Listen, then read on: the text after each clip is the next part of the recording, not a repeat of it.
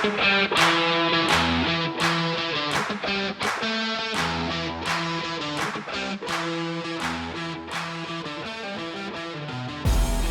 is an excellent display here from Rashi. Very good job. So it's pain unending. Oh, unending gonna pop vacation. Wait, what?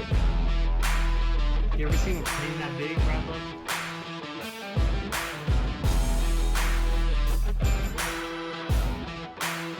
Arcanine Magician.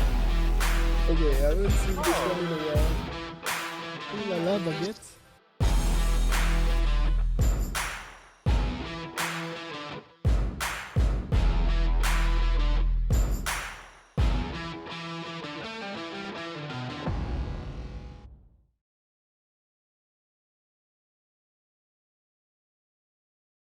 Good afternoon, everyone.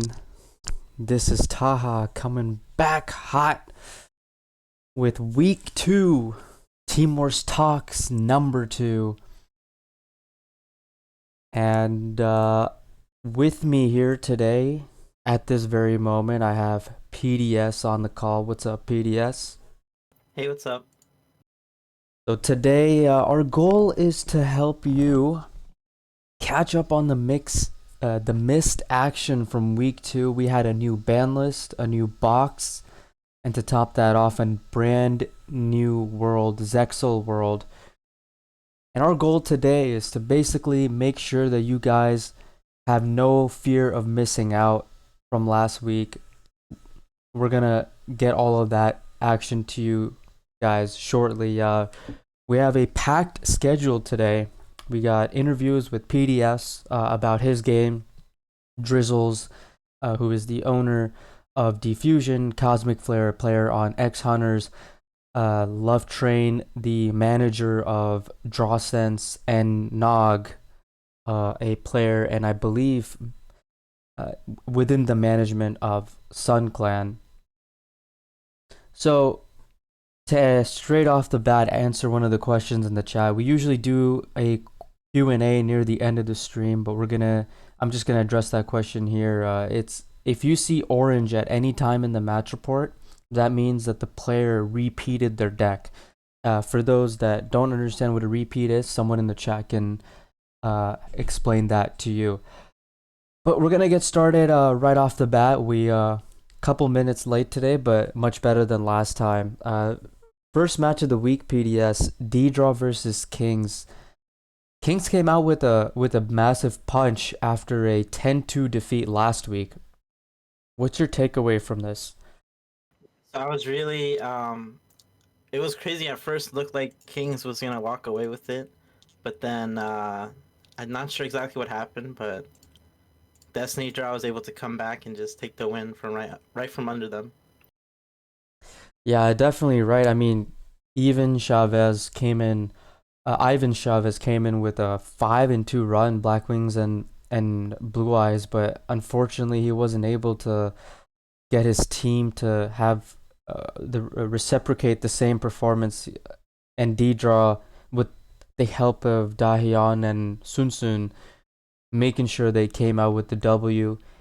If you're Kings right now, how are you feeling, PDS? I mean, you barely lost to Destiny Draw, one of the best teams in the league, a former team champion, but then a very hard loss in week 1. I think, I think they had a good idea here. So what exactly went wrong here? The Shiranui lost to the Hero. I think that is a pretty Hero is a pretty good deck against Shiranui. So I'm not too sure about that counter pick. So that's one thing. This was with the new list, right? So Element Sabers, that's also kind of questionable. Right. And then we have Black Wings going into Karakuri. I feel like I think for this week they definitely need to they need somebody dedicated on Crystron for sure, because it looks like here they didn't bring anybody, and that would have been a good answer to some of these decks. It's like, if let's say Juan came in with Crystron's, he would be Karakuri and he would be Black Wings. So that's pretty good there. Yeah, I definitely agree with you on that deck choices. E-Sabers far from viable at this point. We last week we were talking a little bit about it, expecting maybe some teams to bring E-Sabers with some spice along with that, but not much E-Sabers that we saw, and we're going to talk a little bit about that later into the show when we talk about the meta analysis, but definitely not the right deck there. Kristrons, as you said, would have actually sealed the deal for them and made Daehyun not go 4-2 as he did. But nonetheless, 10-8 D-draw, staying afloat at 2-0, top of their division at the very moment. We are going to go into the next match report, PDS. And that is MY versus Duel Links Team Wars. This is a little bit out of order, I think, because I wanted to get your match. Definitely. Actually, we'll talk about your match next, since that, chronologically speaking, that was the next match. And so there it is. We have FM versus I said Duel Links Team Wars. I apologize, but we have FM versus Tier 0. This match I casted and you watched, since it is your team. This was insane. And you know, you were on the interview afterwards. We talked a little bit, but not everyone was able to watch that. It was pretty late for most regions. BDS, Edu, man. I mean, if there was someone to do it, it had to be Edu, right? Yeah, he's a monster. Edu, and actually a lot of comments from top players prior to this war. Keep in mind, everyone in the chat, right? This was Friday night. The world was still fresh in people's eyes. The ban list was still fresh in people's eyes. And the new box was still fresh in people's eyes. People didn't know exactly at 100% what was really good yet and what was really bad. They just knew that things were viable and perhaps not to what extent. But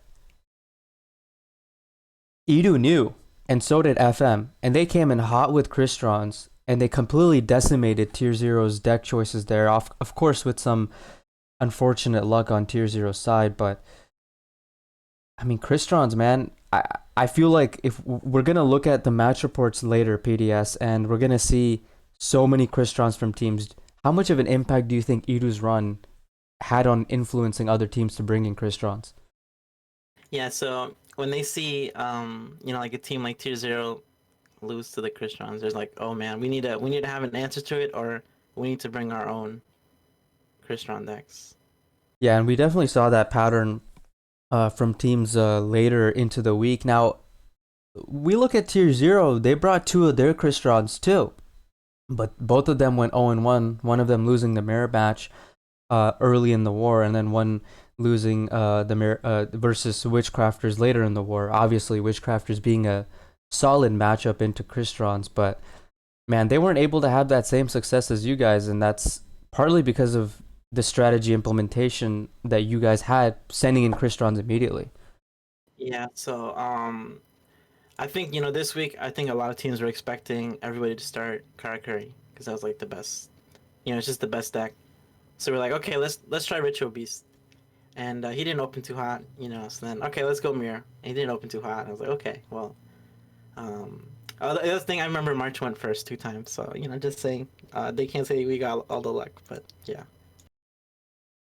Well, I mean, they did have a couple bricks there with Witchcrafters and Blue Eyes, but still, they can't take any credit away from Edu. I think the only, you know, retrospectively speaking, the only misplay, quote unquote, that he made was in the final game versus the Invoke Magician girls. He thought he was playing against Dark Magician, as you said in the interview, and so he used this impact early, whereas if he had saved the impact, it would have been really, really important for him to get over that Casitas in that duel. Nonetheless, yeah.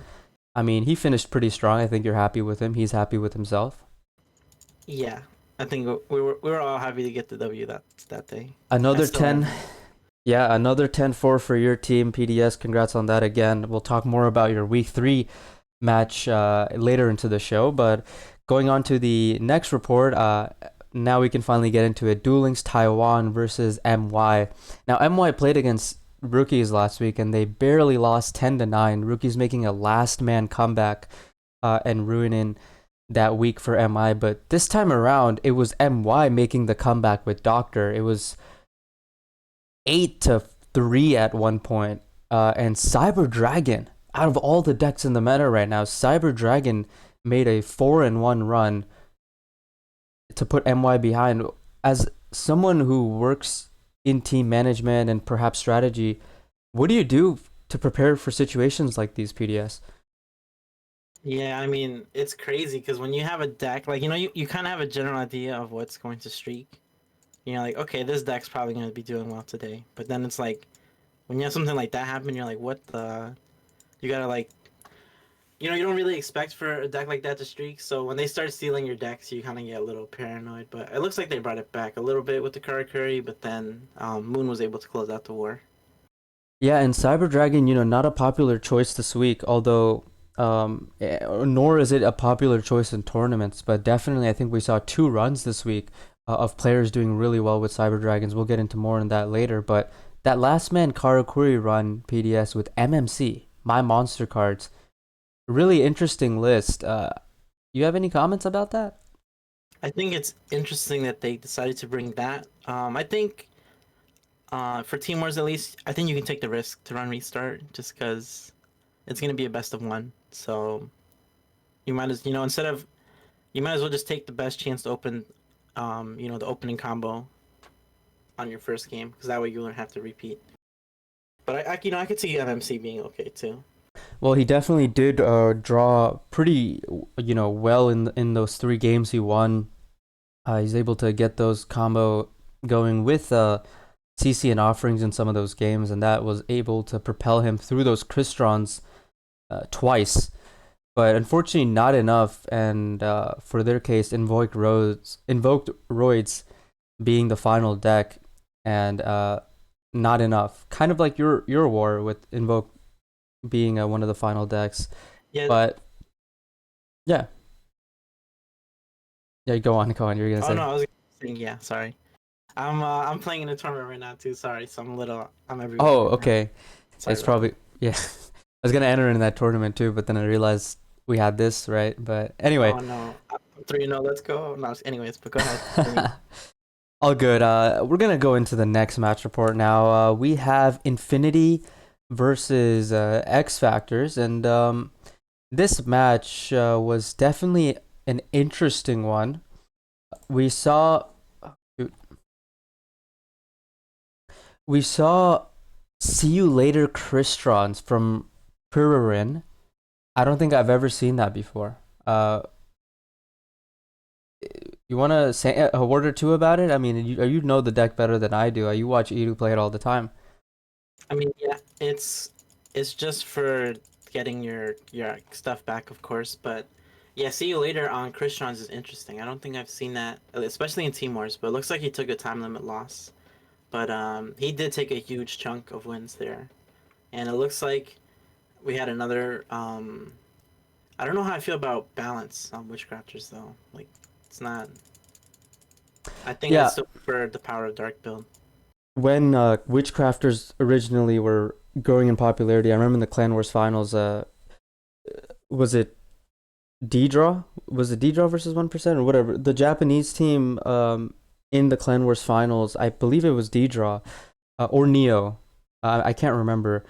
It was such a long time ago, but they brought balanced Witchcrafters, and it didn't perform to the way they wanted to. And it's because, the deck is already at the amount of cards that you play with in the deck, like 26 plus that we've seen. It's pretty consistent for a deck of that size, and so you don't really need balance for that. But in Team Wars, that one game matters so much that consistency really is a big deal. Nonetheless, it was a interesting war, but can't really say it was close. Right off the bat, it was a 3-1 lead from Zalug, really helping them. And Cyber Dragon again, as we see from another team. But Infinity not able to deal with that Cristrons well enough and just getting blown out. Infinity last week, unfortunately, were in a position to win against Smogon, but due to circumstances, not able to finish it off. they're going to be looking towards getting onto the board, the winning board next week. But I'm sure they'll be confident in that regard.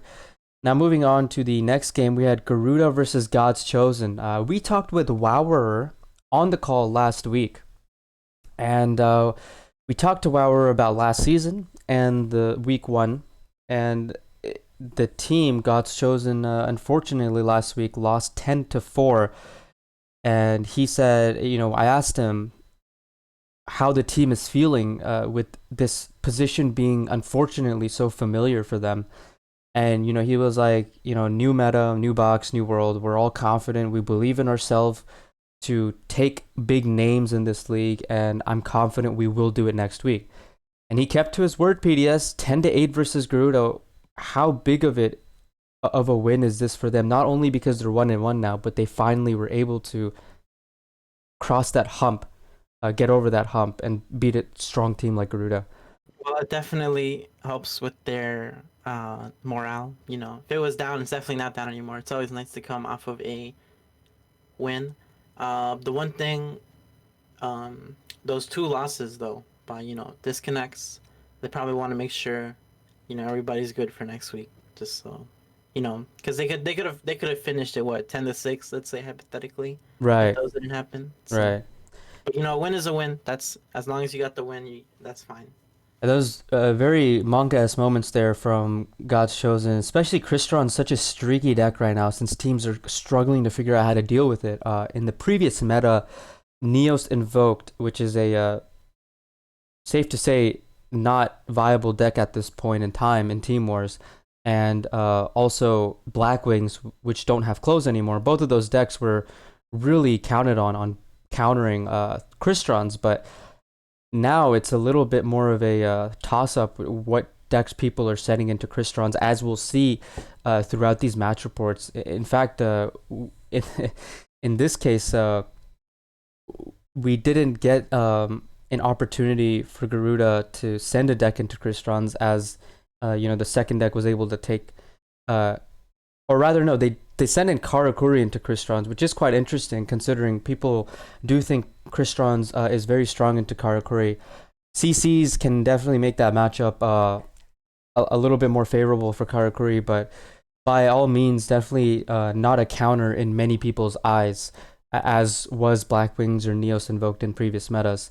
But another deck that we saw in this match was Thunder Dragons by God's Chosen, one of the only teams pinging Thunder Dragons, and they won 2 games with it, PDS. So let's talk about that. What do you think?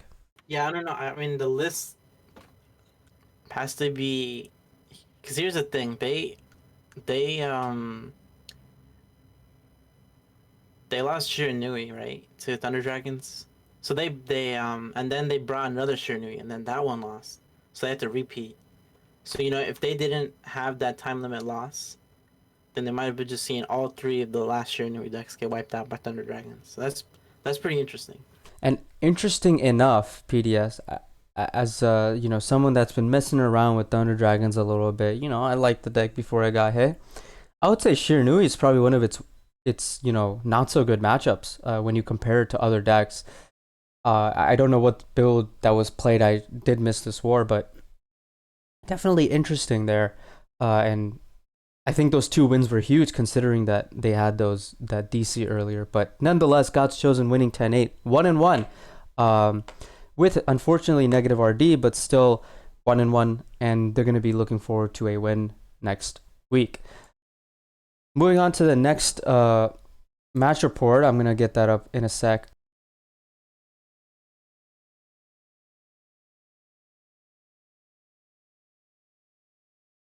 Also, just as an update, I did get clapped 0-2. Oh no. What deck are you playing? The secret. I mean, everybody should know, but yeah. Yeah, I was gonna say it's probably not a surprise what you may play. Okay, so I was trying to get up the match report for Draw Sense versus Switcheroo, but oh, okay, there it is.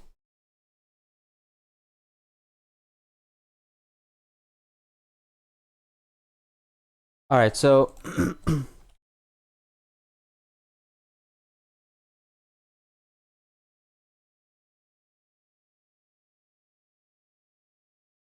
What's up, everybody? How are you guys doing today? Yeah, I'm just trying to get one of our interviewees in this chat right now. But as we are waiting for that, yeah, what do you think about Heroes right now as a tournament deck? I think they're doo-doo. Yeah, unfortunately, that is probably reality. Um, we have seen a little bit of it in Team Wars, but not as much as you would want to see I mean, yeah, as a just in those Heroes past, fan. yeah, in those past 3 games, those were, I think everyone brought at least a hero deck. One of the teams at least. Yeah, definitely. And you'll see as we move on towards other Hey, games. Doctor here. All right, we have Love Train in the call. Love Train, how are you doing today? I'm doing fine, thank you. Well, welcome. I think this is probably your first time talking on the Team Wars stream, is it not? Yes, exactly. And Well, great. You guys are 2-0 right now. How do you feel being your first season in Team Wars? I must say we are really surprised, first of all, and yeah, we are really happy actually. Well, in the off season, as PDS and I are we're a part of the off season team preparing the Team Wars for season 8. When talking to your team, we saw that your team was practicing and scrimming a lot, and we're seeing your guys doing very well in these matches, playing at a high level and not being and not making too many misplays. How proud of you how proud are you of your team with how they've played so far against top teams? Can you repeat the question? Actually, I have some internet problems, so I heard it only partly. Oh, no problem. Yeah. How proud are you of your team, playing at such a high level against other very, very good teams? Yeah. First of all, we are very proud, and I'm very proud. I really didn't expect we could win. Like in the second match, I played to like when the Cyber Dragon Act. I mean, with Cyber Act, who won like 7 games. Like uh, we're kind of like it doesn't matter if we win or not, but at last we won. So at last we are really happy and proud. Like after the match, we screamed a lot. Like our group chat was just exploded and so on. That kind of happiness was. Well, you were the one who was able to defeat Act. He won a lot of games, and you were able to defeat him. But when you came into the match ready to play versus him, how confident were you that you could win with Black Wings? With Wait, I couldn't hear the last word. Sorry, but it's really internet problem. Sorry. Yeah, so you had Kristrons. You went in with Kristrons versus Act, right? But you chose to not repeat Kristrons. You went with Black Wings, right?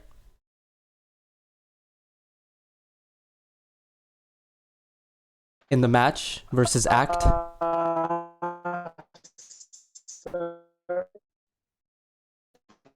Yes.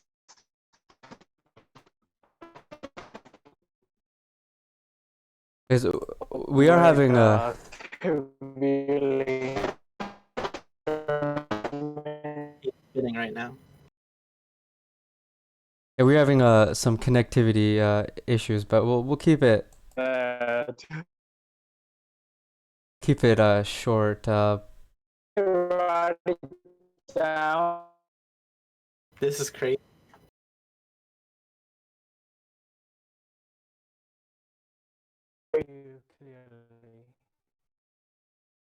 Okay. Final thing I want to ask, Love Train. Hopefully your internet is a little bit better now. But the last thing I want to ask is, you guys are 2-0. How confident are you your team will make playoffs?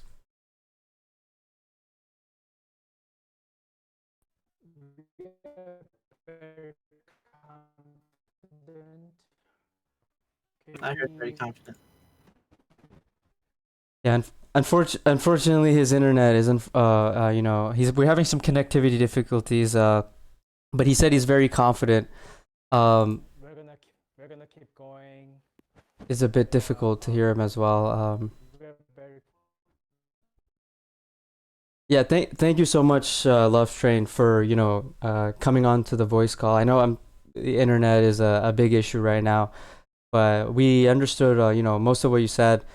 And we really thank you for coming on with us. Thank you so much, and I wish your team the best of luck. Hopefully, you guys can make it into the playoffs and challenge the best teams. thank you. Yep, no problem. Okay, so PDS, we are gonna go into the next game here. Very solid win from Drawsense, by the way. I mean, Switcheroo gonna be a bit upset with this loss, because to be honest with you, if you take out that Cyber Dragon run, it was a harsh loss almost, right? They were down 4-0 at one point. It's Yeah. crazy. Yes. The Cyber Dragon beat a lot of decks too. It was the sleeper deck for this week for sure. I think we can clearly tell that from the match reports we've seen so far. But next one, we got Neo and Lost Tribe. Lost Tribe coming off a win last week, actually. I think they beat the Immortals, which 6-4 playoffs team last season. But Neo had other plans.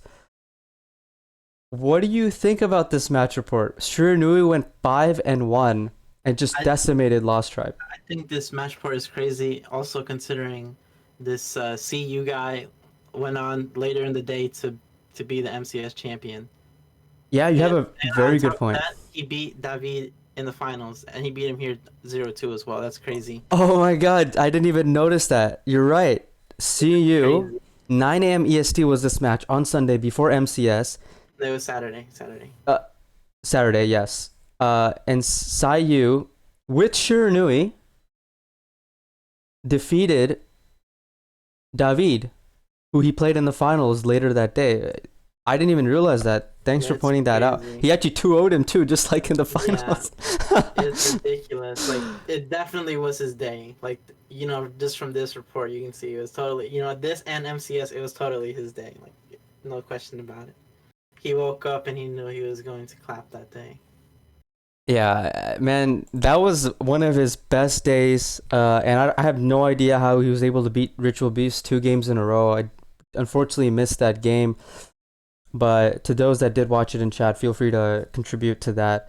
But Lost Tribe, a really tough loss. But a loss to the MCS champion and one of the biggest clappers of the week. I mean, what can you do, right? They're going to be coming back next week, hopefully, with a positive mindset and looking to go 2-1. I think if one thing to take away from here is, I believe Jano said this last week, but if you have a good matchup, if you send something to beat something, then you should definitely repeat. So like you see Mini B, he went with his Invoked Magician Girl instead of repeating the Dark Magician. I think he should have repeated Dark Magician if they were, especially because he had Sealed Tombs. Like that sounds like it'd be perfect to beat that Shiranui deck. So I'm not sure if that was a miscommunication, but yeah, definitely you got to use your repeats to their fullest because you see they didn't even end up using the second repeat at all. So Yeah, and we definitely see this a lot from new teams where they are a bit hesitant to repeat their decks. We saw it actually in the last match report. I'm going to go back to that real quick with Switcheroo and Drawsense, where Love Train didn't repeat the Crystron deck and went Black Wings instead. You would imagine to repeat Crystrons in that case, just because the matchup with Black Wings and Dark Magician, which were 2 decks remaining at that point, are really not that great.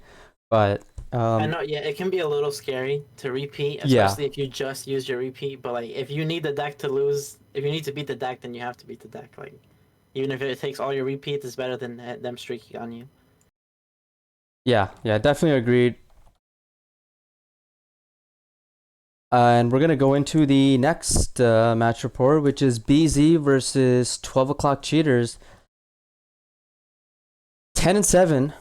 You played against 12 o'clock cheaters last week. I'm not sure if you were able to watch this match, but they seem to do a lot better this week. The second Korean team joining Team Wars this season.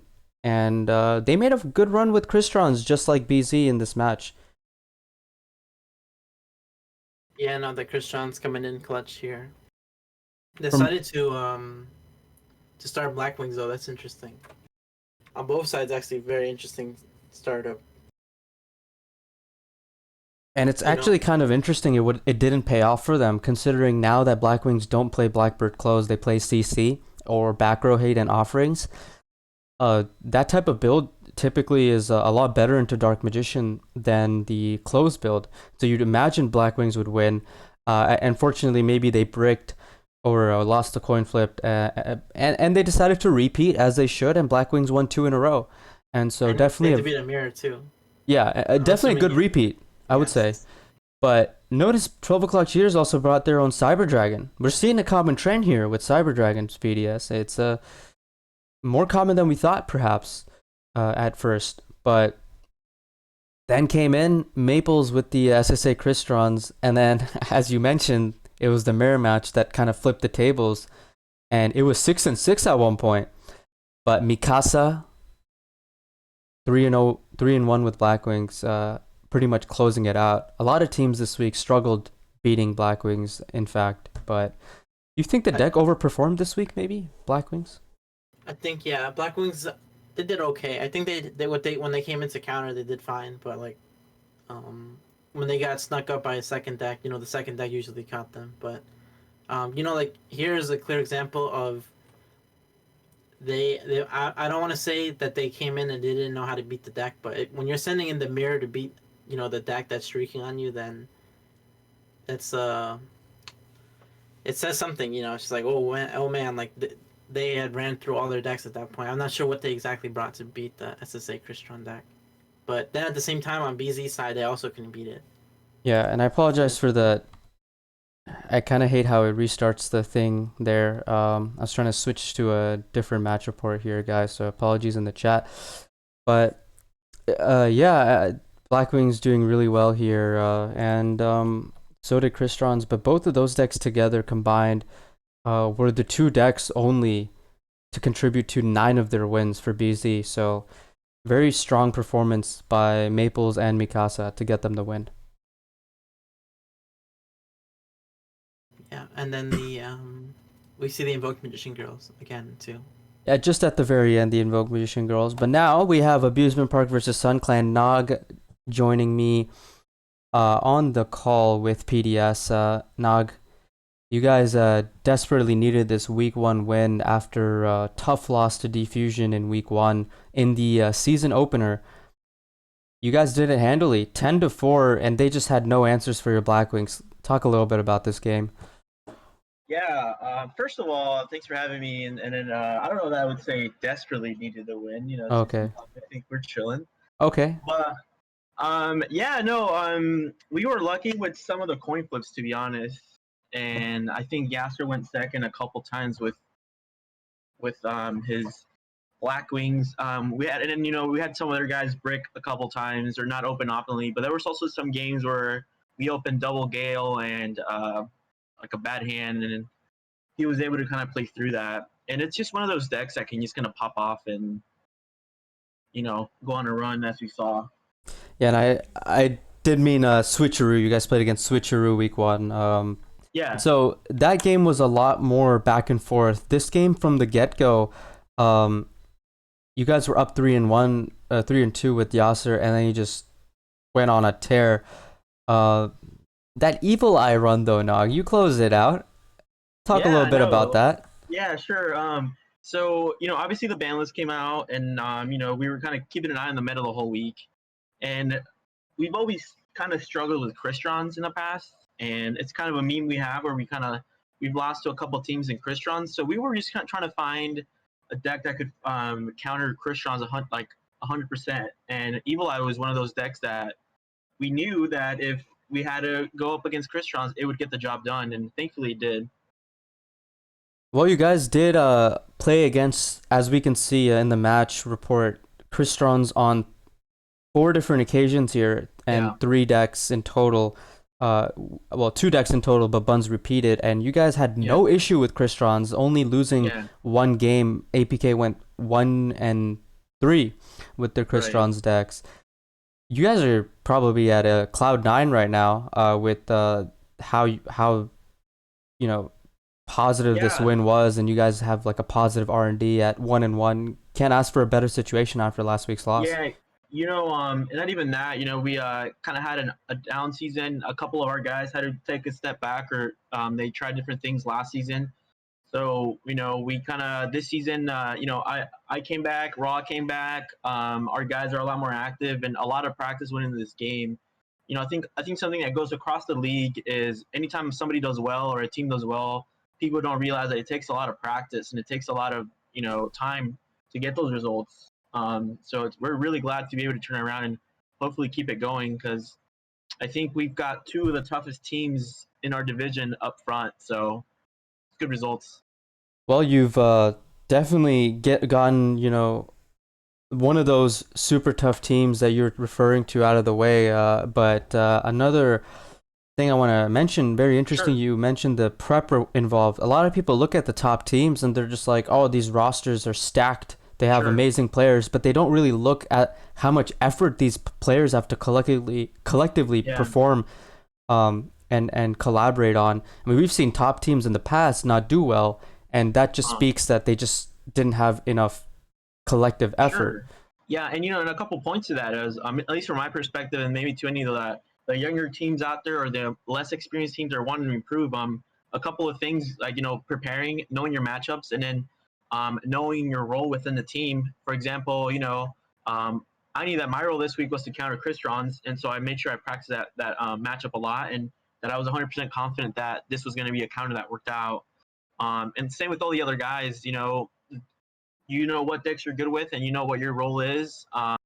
And then lastly, the chemistry within the team has been amazing. Heg, Yasser, and I have been together since season 3. Rod joined us in season 4, I believe, and we've played like in countless leagues together. We have hundreds of hours playing with each other. So when we're in the voice chat, we kind of know how everybody plays, and when they may or may not see a certain play. And it's very relaxed atmosphere in the voice chat when we play, just because of the chemistry.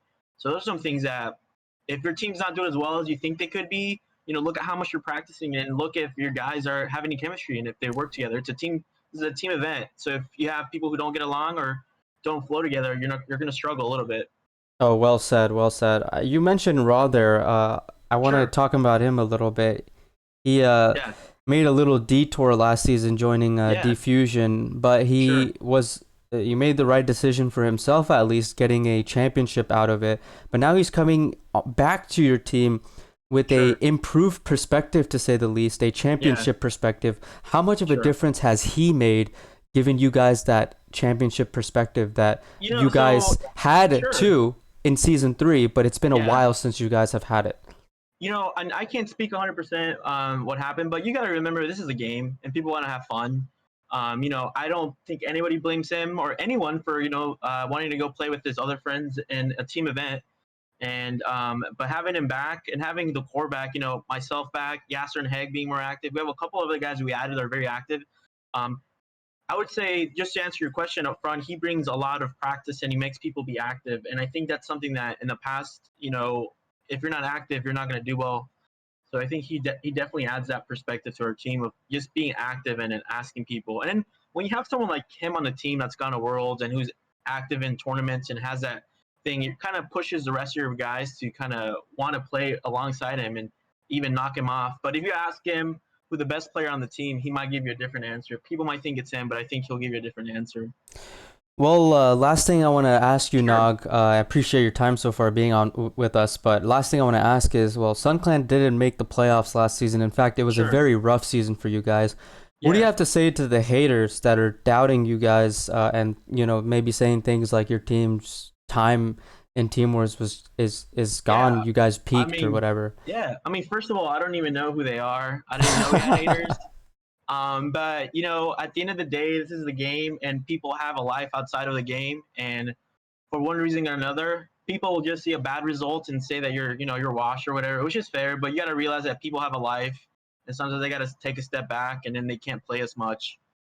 So you know, if anybody thinks that we're a bad team based on our past, I'll remind them two things: one, that we were champions at one point, and two, that we're going to be a little more active, and we'll see how the season plays out. Well, definitely a big statement game this week. Yeah, 10-4 against 6-4 playoffs teams last season, and a sure. historic playoff team. But congrats again, Nog, and thank you Yeah. again for joining us. So you can stick Yeah, around if you absolutely. want to talk about more stuff, but otherwise, No, I'll let you guys get on with your thing, and appreciate you guys taking time. And like I said, if anybody out there who is looking to kind of improve or wants to get a little bit more perspective on like a quote unquote veteran team, you can always DM me. I'm happy to help out. I want people to have fun with the game, and it's fun to win. So if you guys have any questions, anybody, I'm always open to have a talk with anyone. Well, there you go, guys. Nog offering his top tier advice to you for free. It sounds like so. Yeah, Be no, sure to for free, check out. yeah. Be sure to check out his DMs. Just Nog on Twitter. Sorry, on Discord with the Sun Clan emoji next to his name. Thank you again, Nog. Yeah, man, have a good one, guys. Thank you. Thank you. Well, next game we have is Divine versus Death Row.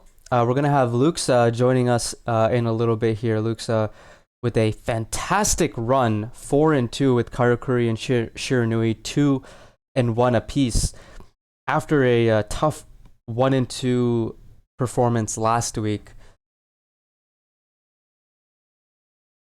Death Row unfortunately losing 10-7 last week to D-Draw, and now barely losing to Divine this week. Although I gotta mention Luxon with a fantastic run with Dark Magician and Black Wings. One of those oldie combos, PDS. I feel like I saw that combo in season 6. It's like season Yeah, no. season 8 now. Yes, that is the old school combo. You would bring in the DM to beat, Element Sabers. Then they would bring in something to beat you. You'd have the Black Wings ready. That's Yeah. crazy. It's still working. I actually brought that to a scrim like 2 weeks ago too, because that was like the only 2 decks I was comfortable with. I was like, okay, I heard you I'll clapped roll with it too, you know what I'm saying? Yeah. Yeah. Anyway, Luxo is unable to join us at this moment, so we'll come back to this match report and contribute later at a later time with that. But we do have Drizzles joining us. Drizzles, this is your first time on the mic, I think, in a long time, with at least on the Team Wars stream. But it's good to have you after a very close win against Toon Squad, an up-and-coming team. You want to talk a little bit about this game? Yeah, sure. Hey, thanks for having me. Oh yeah, no Yeah, problem. while this week was really interesting for us playing against a new team, and yeah, I mean we knew upfront that a lot of players from Toon Squad are not here for the first time, even though it's a new team. They have a lot of experience, especially some of those being on Unforgiven last season, and yeah, we had a harsh loss there, 10-2 to Unforgiven last season, so we kind of knew it's gonna be really rough, and I think you can see that in this match report really good. Well, I don't see any Cyber Dragon. I'm a bit disappointed. You talking a lot about Cyber Dragon, but no Cyber Dragon. What was the reason for that? Yeah, I'm sorry, but I was not able to play myself. So Are you the only person that is playable with Cyber Dragon? nah, maybe more due to other people believing more in other decks. Oh, okay. Well, Toon Squad is actually one of the very few teams this entire week that won more than 2 games in a row with invoked roids. They actually went on a 4-1 run versus you because of Indement's run, and they were up 4-3 on you at one point. What was going through your team's head against a newer quote unquote deck like that, just streaking on you? Yeah, I think it was mainly lack of preparation, you could call it. That we didn't really have a good counter to invoke droids, and yeah, 2 points basically. They went quite ham on us. We basically had then the decision: are we sending already somebody in who's supposed to be like a counter for something else, like we did then later with Jano, but we didn't want to send him in that early originally. So Herbal sadly had to take Sifu there. Even though the Crystal matchup is not amazing, we thought, yeah, maybe it can work, and unfortunately it didn't really. Well, Yano, I believe he played last week too, and I know he said, you know, a little bit last week. He's one of, you know, the most active players on our teams. He's trying to get that repeat back-to-back championships, never done before in Team Wars, by the way. But he did really well this game and saved your, you know, saved your team's chances, putting you guys up 7-4. After being down 4-3, which was a scare for you guys because you couldn't find an answer to that invoked Roids deck. And he closed out with Heroes last week too, getting the final win. How much of an impact has he brought to your team this season as one of the more active voices? I think Jano really got a huge impact after he joined us last season when we came here to Team Wars as a new team, and mainly being German centered or EU centered. Jano was like really a person from outside joining us, but with a lot of experience in Team Wars. And yeah, as you can see last season with the win, and already here with the 2 wins in the first weeks of the season, you can see his impact. Him being really active in making decisions on lineups and with planning and strategy up front. And yeah, if he's playing and if we need him, he's there. And yeah, you can see how he's doing. And you know, your team right now is 2-0 now. You guys, I think last season started 1-1. Correct me? No, I think we started 2-0 as well. Oh, last okay, season. okay. Well, I need to pull this up real quick. This is a important discussion. So yeah, okay. So you guys were 2-1 last season. You guys lost your first game in week 3. This week in week 3, we're gonna talk a little bit about this later, but I just want to, on the surface, talk about it. This week in week 3, you guys are gonna be playing against. Let's see here. Against Garuda. Okay, you guys are playing against Garuda, so it's definitely not an easy game for you guys. But one thing I want to comment on is, you know, throughout history, whoever has been part of Team Wars for more than 2 seasons knows about the Champion's Curse, and it's a real thing. And it's not because there's an actual curse, but it's because once a team wins, they don't have as much motivation to really push through and put in that same effort that's required to win a Team Wars season. But yeah, I asked a little bit to Jono about this last week, and he says the team is better than ever. You want to comment a little bit about what the energy level has been on the team since the beginning of the season? Yeah, I can just agree with Jano there. Even though that was like a really close win this week, we're still really motivated in testing out new stuff. Yeah, we just had a new ban list, meta change with a new box and a new world release, so yeah, maybe stuff is not looking as easy, but there's a lot of preparation and yeah, organizing going into that. And yeah, we are ready. We are looking forward to win it all again and doing the best of work for that. Well, I respect that confidence, and I think that's absolutely necessary to get over the top. Good luck in your game next week versus Garuda. We'll talk a little bit about that later as well. But we're going to be moving on to the next game, and it's Rookies versus Pharaohs. Rookies barely edging out a win last week against MY, and Pharaohs taking a loss last week. I can't remember on top of my head which team it was, but they came in strong with Karakuri this week. Right off the bat, you could see by the match report, the first 3 players all played Karakuri, and they went 4-3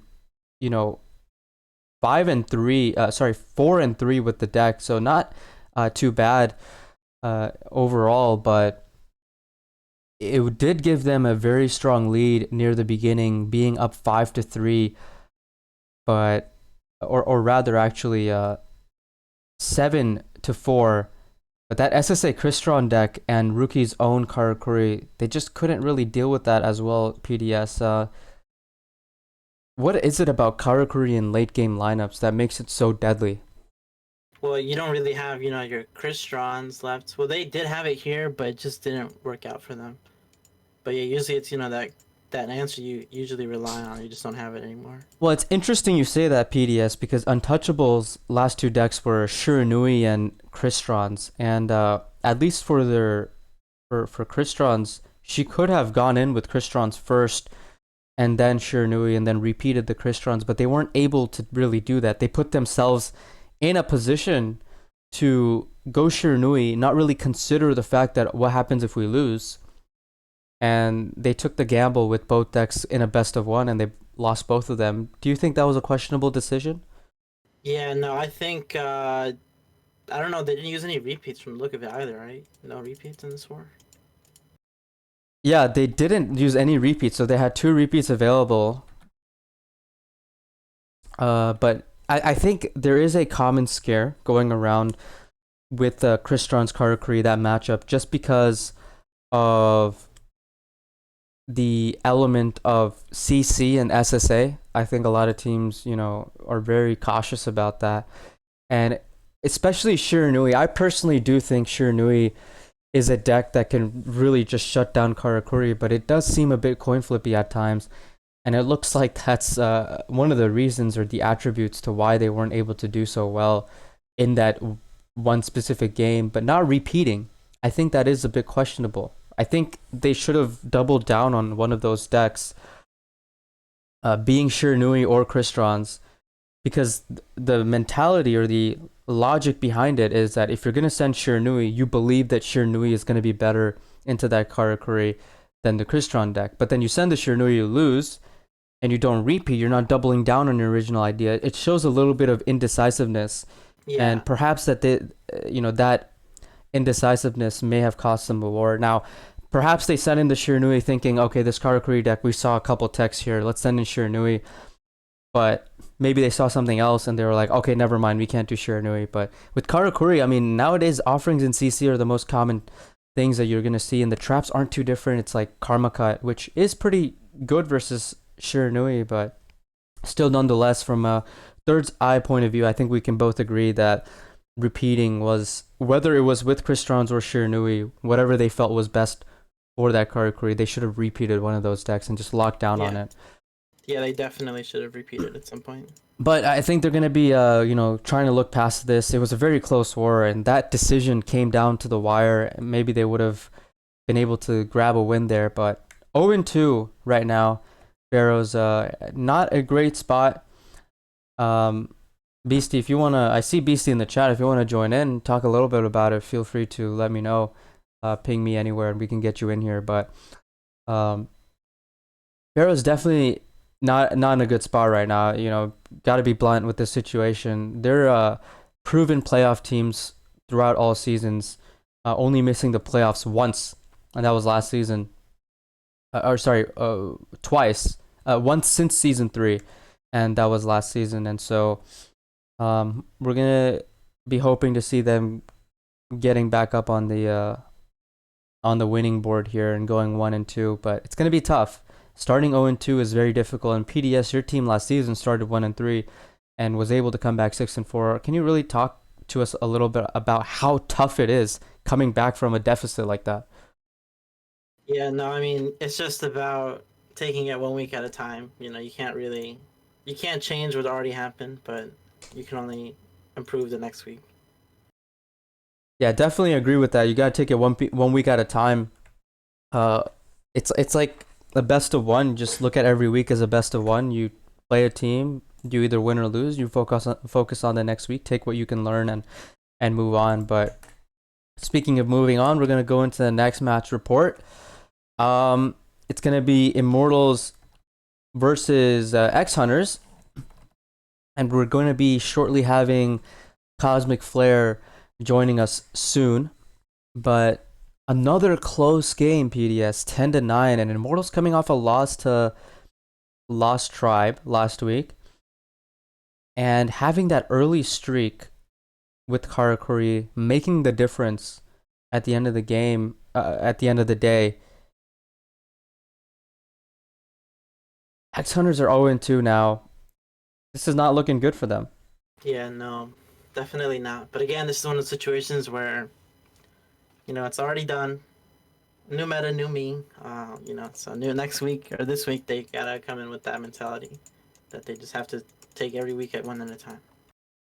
And looking at Immortals lineup, man, they brought some of their best players on the team. I mean, a lot of the players on their team are very capable, but seeing these names, and they're just names that Immortals has always boasted in terms of player capability, and they really came out to fight, and they fought with a 10-9 victory. Cosmic Flare joining us just moments from now, but another Cyber Dragon. It looks like people are convinced that Cyber Dragon has a place in Team Wars. PDS, what do you think about that reality? I think a deck like that definitely works in Team Wars more than like tournaments, just because it is a best of one, so you don't have to worry about system down or you can choose. It's not a deck you start with, but it's definitely one that can answer certain decks because you choose the matchups. So. Well, we do have Cosmic Flare with us on voice call. What's going on, man? What's up? Well, Cosmic, not the result you wanted, but a very close game, and you did your part with that Shiranui going 2-2, but not able to close it out. You were the last man standing there, and you almost did it, but just so short off doing it. What were your thoughts in that run? Oh, you're talking about the IMT game? Oh yeah. Yeah, no, I was pretty upset about that. That war as a whole, I mean, on paper it looks fine. I am glad we were able to, or at least I was able to kind of bring it back towards the end, but I am a little frustrated that I wasn't able to close it out. Going second against Karakuri for a combo when you kind of don't really have an answer for it is kind of tough. But I mean, that's just the game. Hopefully we can definitely bounce back next week, considering how we are now 0-2, which is also pretty unfortunate here. There definitely were some games, in my opinion, that we definitely could have made some better plays or kind of let things get away from. But I mean, it's fine. I mean, this is still a new team, relatively developing, considering how half our roster is essentially new players, or at least new players to me. A few key games I can pick out from here probably would be probably to be the second SSA game. Not coming from Bandit, I'm coming from Horn. That definitely was the one game I can think of that comes to the top of my head. And probably the last Ritual Beast game. That was a little frustrating also, but nonetheless, IMT is pretty strong right now. And now that we're kind of back in a Crystron like meta, people like Daedalus and others are definitely going to thrive over there. So yeah, we weren't able to see that Crystron's from Daedalus that game. He repeated the Karakuri into your Shiranui, as you said, very tough loss. But when we talked in the first week of the season, I believe before the first week of the season, you were on the call. We were discussing divisions, and you said that this season was going to be an uphill battle, given all the losses you guys had on roster in the off season. And so far, it has been a very tough week 1 and week 2, going 0-2. But you were confident that it was not going to be easy, but you were confident you guys were going to be able to get over the top slowly but surely. How is your team doing in terms of still believing in that possibility? I still believe in it. I mean, if you lose your morale and lose your confidence, you might as well just lose the league as a whole. We've seen plenty of times as teams have kind of not started out with the best record and then kind of clutch things out. Oh yeah. Like look at Forbidden Memories. Like last season for you guys, Right. PDS. You guys didn't have the hottest start, but yet you guys still made a playoff run. So I mean, there's that. Switcheroo is a team that's known for it. Neo. Yeah. So it's like right now, although we are currently 0-2, I've kind of stepped up a bit more and kind of making my opinions and things that I think are adjustments, etc., that I think we can do to make things a little better. A lot of my team, you can see clearly, is literally in the opposite world of me. So I've kind of Like you can see in my Twitter, not my Twitter, my Discord status, learning to sleep at N8 times. I completely, practically readjusted my sleep schedule just to like literally like help those guys out more, just to get some practice in, and then shout out to the Smoogle bot for being able to translate all that. But but yeah, no, I'm still confident. This week is going to be tough. I mean, we have tier 0, clearly some of the best players in the game right now, all in a lineup, or going to be in a lineup, so that'll be a little hard. And then FM right after. But I mean, we knew what our division was since week 0, and we knew that this was going to be easy. So we can't really give up now. We just got to push on forward and try to do better. Okay, Cosmic, one last thing I have to ask you about. Your team is always been a team, X Hunters historically, that has groomed these top players or players, groomed players to becoming and into a top status. And I don't know where that comes from in the team. I've never been on X Hunters, but I know Young Slurp is a big part of that. He goes rogue a lot, doesn't talk much, but I'm sure he brings a big impact to the team. Can you talk about what he brings to the table as the owner of X Hunters? Honestly, I don't know. I mean, I just kind of talk to Slurp from time to time. Okay. Like, being pretty honest, I don't really interact with Slurp or see him much. Okay. Like in terms of X Hunters, I mean, everyone's there. But again, they're all in different time zones. The people I interact with the most, probably is going to be Blind Bandit. Like Bandit's definitely one of my closest friends, and I literally talk to him like Monday through Sunday, 24/7 practically. Bruno's another big guy I'm really chill with.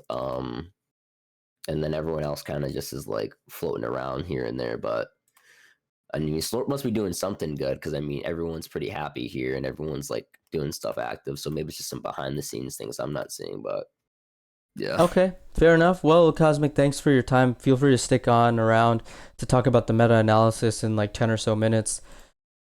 Yeah, no, totally. I'll just like mute or something. Just Yeah, let me know sure. when I can shit.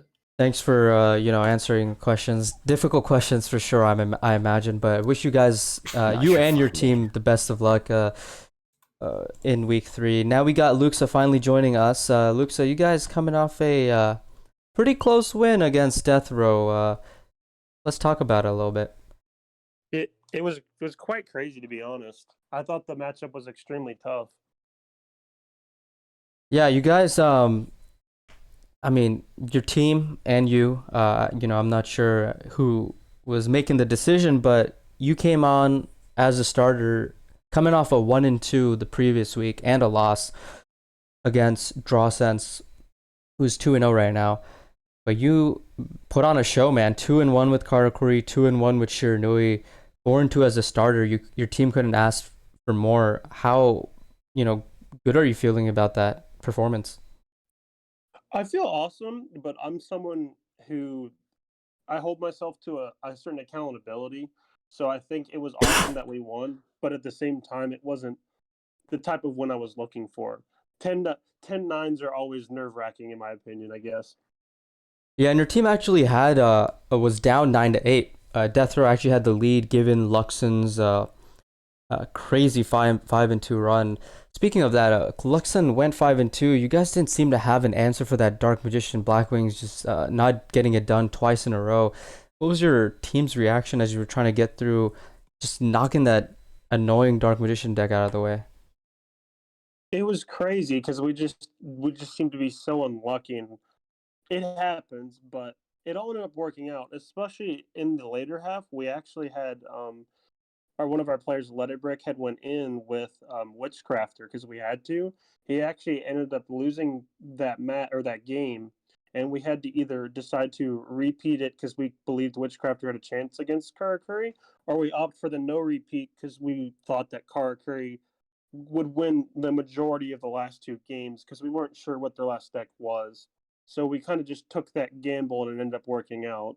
Well, beautiful insight that you just gave to us, Luke. So we were talking about this earlier, that decisions as a team or in management, making those like last minute decisions at near the end of the game in clutch situations, those really are make or break it situations in these 10-9 games, and you guys in this case made the right decision, paying off. These types of decisions you guys maybe had struggled with in previous seasons, prior to your 6-4 last season. You want to talk a little bit about how much your team has improved, being your fourth season in Team Wars, being one of the I guess golden teams, for new teams to set an example to that don't do well in their first season. Yeah, I definitely think that it takes a lot of hard work and a lot of teamwork. It's not a one person oriented job. And the original first season and even the part of the second season, I thought me and a couple people could move the pieces that we needed to do to get the job done. But the longer I went on and the more we've done this, the more I've realized it's a team based game all the way around. It's not just one person. Yeah, beautifully said. And you guys proved so many people wrong last season with that 6-4, and it wasn't even just any 6-4. It was a 6-4 with an above 10 RD record. And you guys are 1-1 right now, coming off a tough loss against Drawsense, but a good win against a team like Death Row that's gotten a lot better. Next week, you guys are going to be looking forward to playing against. Actually, I can't even remember. But next week, you guys are going to have a tough game. I believe it's Switcheroo. Yeah, I was gonna. I don't want to. People get mad in the chat when I say something's wrong. But yeah, there it is. You guys are playing against Switcheroo next week. Another tough game, but you guys showed last season you're capable of fighting toe and toe with the top teams. And I wanted to talk a little bit about Victor Lee, because everyone loves to talk about Victor Lee. How much of a impact has he made for you guys? You guys won management of the season last season, actually, and he was one of the pieces you guys added. What impact does he bring to the table? He's super impactful. If you talk to him, you would know he's a great guy. I think the coolest thing that I've had Victor teach of some of our players is the ability to be patient. There's a lot of plays, if you watch him, that he makes that aren't aggressive. Like in our match yesterday, Death Row was playing Shiranui in the final game, and he decided to crash his guy to get his tuner live quicker. Something like that isn't necessarily always the best play, just because it can put you in unforeseen situations. So, like clogging up your board, for example, Victor, when he plays Black Wings quite a bit, doesn't like to commit to that third spot if he's already been floodgated twice, for example. Stuff like that, small stuff that most people don't think about.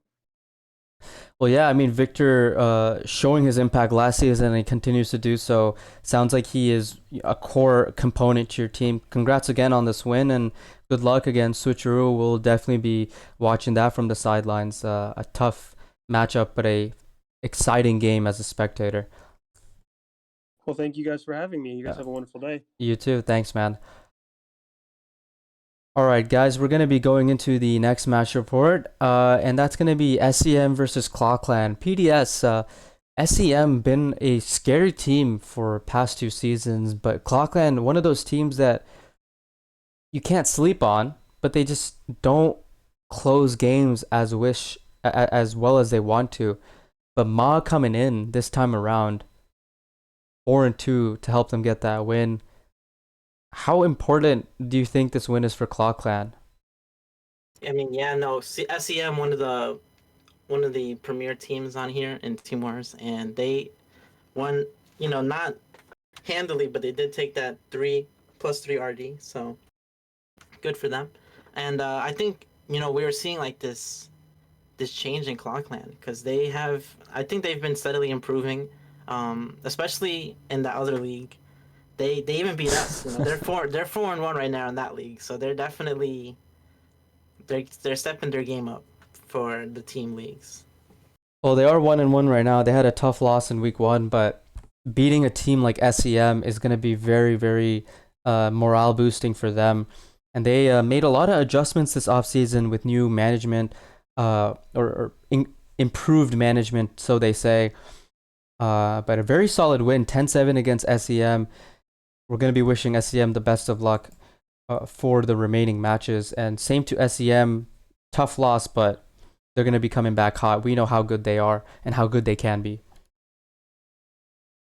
Yeah, no, SEM for sure. They can bring it back on week 3. Next match report, we got Bricks and Potatoes versus Forbidden Ones. This is not a sight that you see very often from both sides. Bricks and Potatoes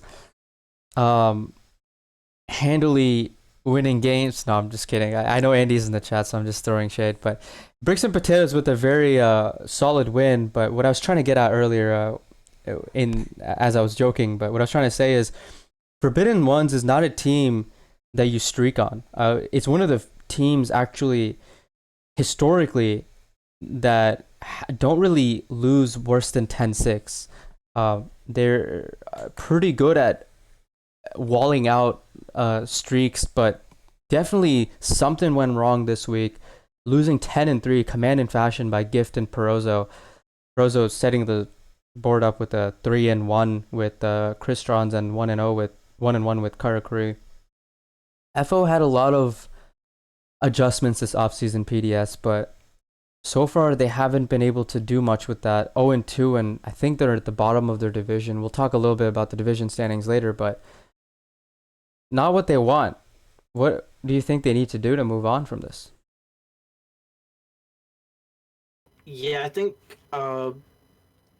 they need maybe somebody to handle the decision making a little bit better, because I feel like I don't want to say anything, too outlandish, but I think Shiranui level Og is better than the level dupe versus the SSA Crystron. Just because you have access to the level 10. So maybe there's something in the decision making where, because I noticed it on I don't want to call them out again, but I didn't get the chance to say it for the Toon Squad game. There are some times where the teams don't know what to send in versus certain decks. And I think that's a huge, you need to know exactly what you're sending in for which decks. That's yeah. Yeah, that's a fantastic point. We've seen it so far in this talk. A lot of teams, have some difficulty, specifically new teams too, which, they learn over time. We talked to Luxa about that too, as the Divine learned over time to deal with those situations, and they successfully did this week. But a lot of teams do have some trouble dealing with these moments that they could prepare for ahead of time. Especially a deck like Crystron's that had been streaking a lot this week. They weren't able to get the right answer, and it wasn't able to work out, and they didn't even repeat to that point, which unfortunately with that Karakuri repeat earlier, which is also questionable. We don't know what their second deck is. Maybe it was even worse, but using up a repeat early there, they weren't really in a position to repeat with Buggy, and Blackwing's taking it and knocking that Crystron's, but then they didn't have that Witchcrafter answer. They sent in Blackwings into Witchcrafter, which was a really good matchup when you had Blackbird close, but you don't really have that anymore, and people question whether or not that matchup is still as good as it used to be. And they also got that unfortunate DC loss as well. Which Exactly. Is huge there. It's huge. That was a huge loss to FO, and maybe that was the reason why that game became a 10-3 instead of maybe a 10-5 or a 10-6. I will say though, I've played some leagues with Gift. This man is a beast at that matchup. I see him handily clapping Blackwings with Witchcrafters all day. It's crazy. He's really good at beating that matchup. So yeah, credit to Gift. I mean, Perozzo and Gift, two-man show here. Very, very strong performance by both of them. FO gonna need to make some changes ahead of week 3. No bye week.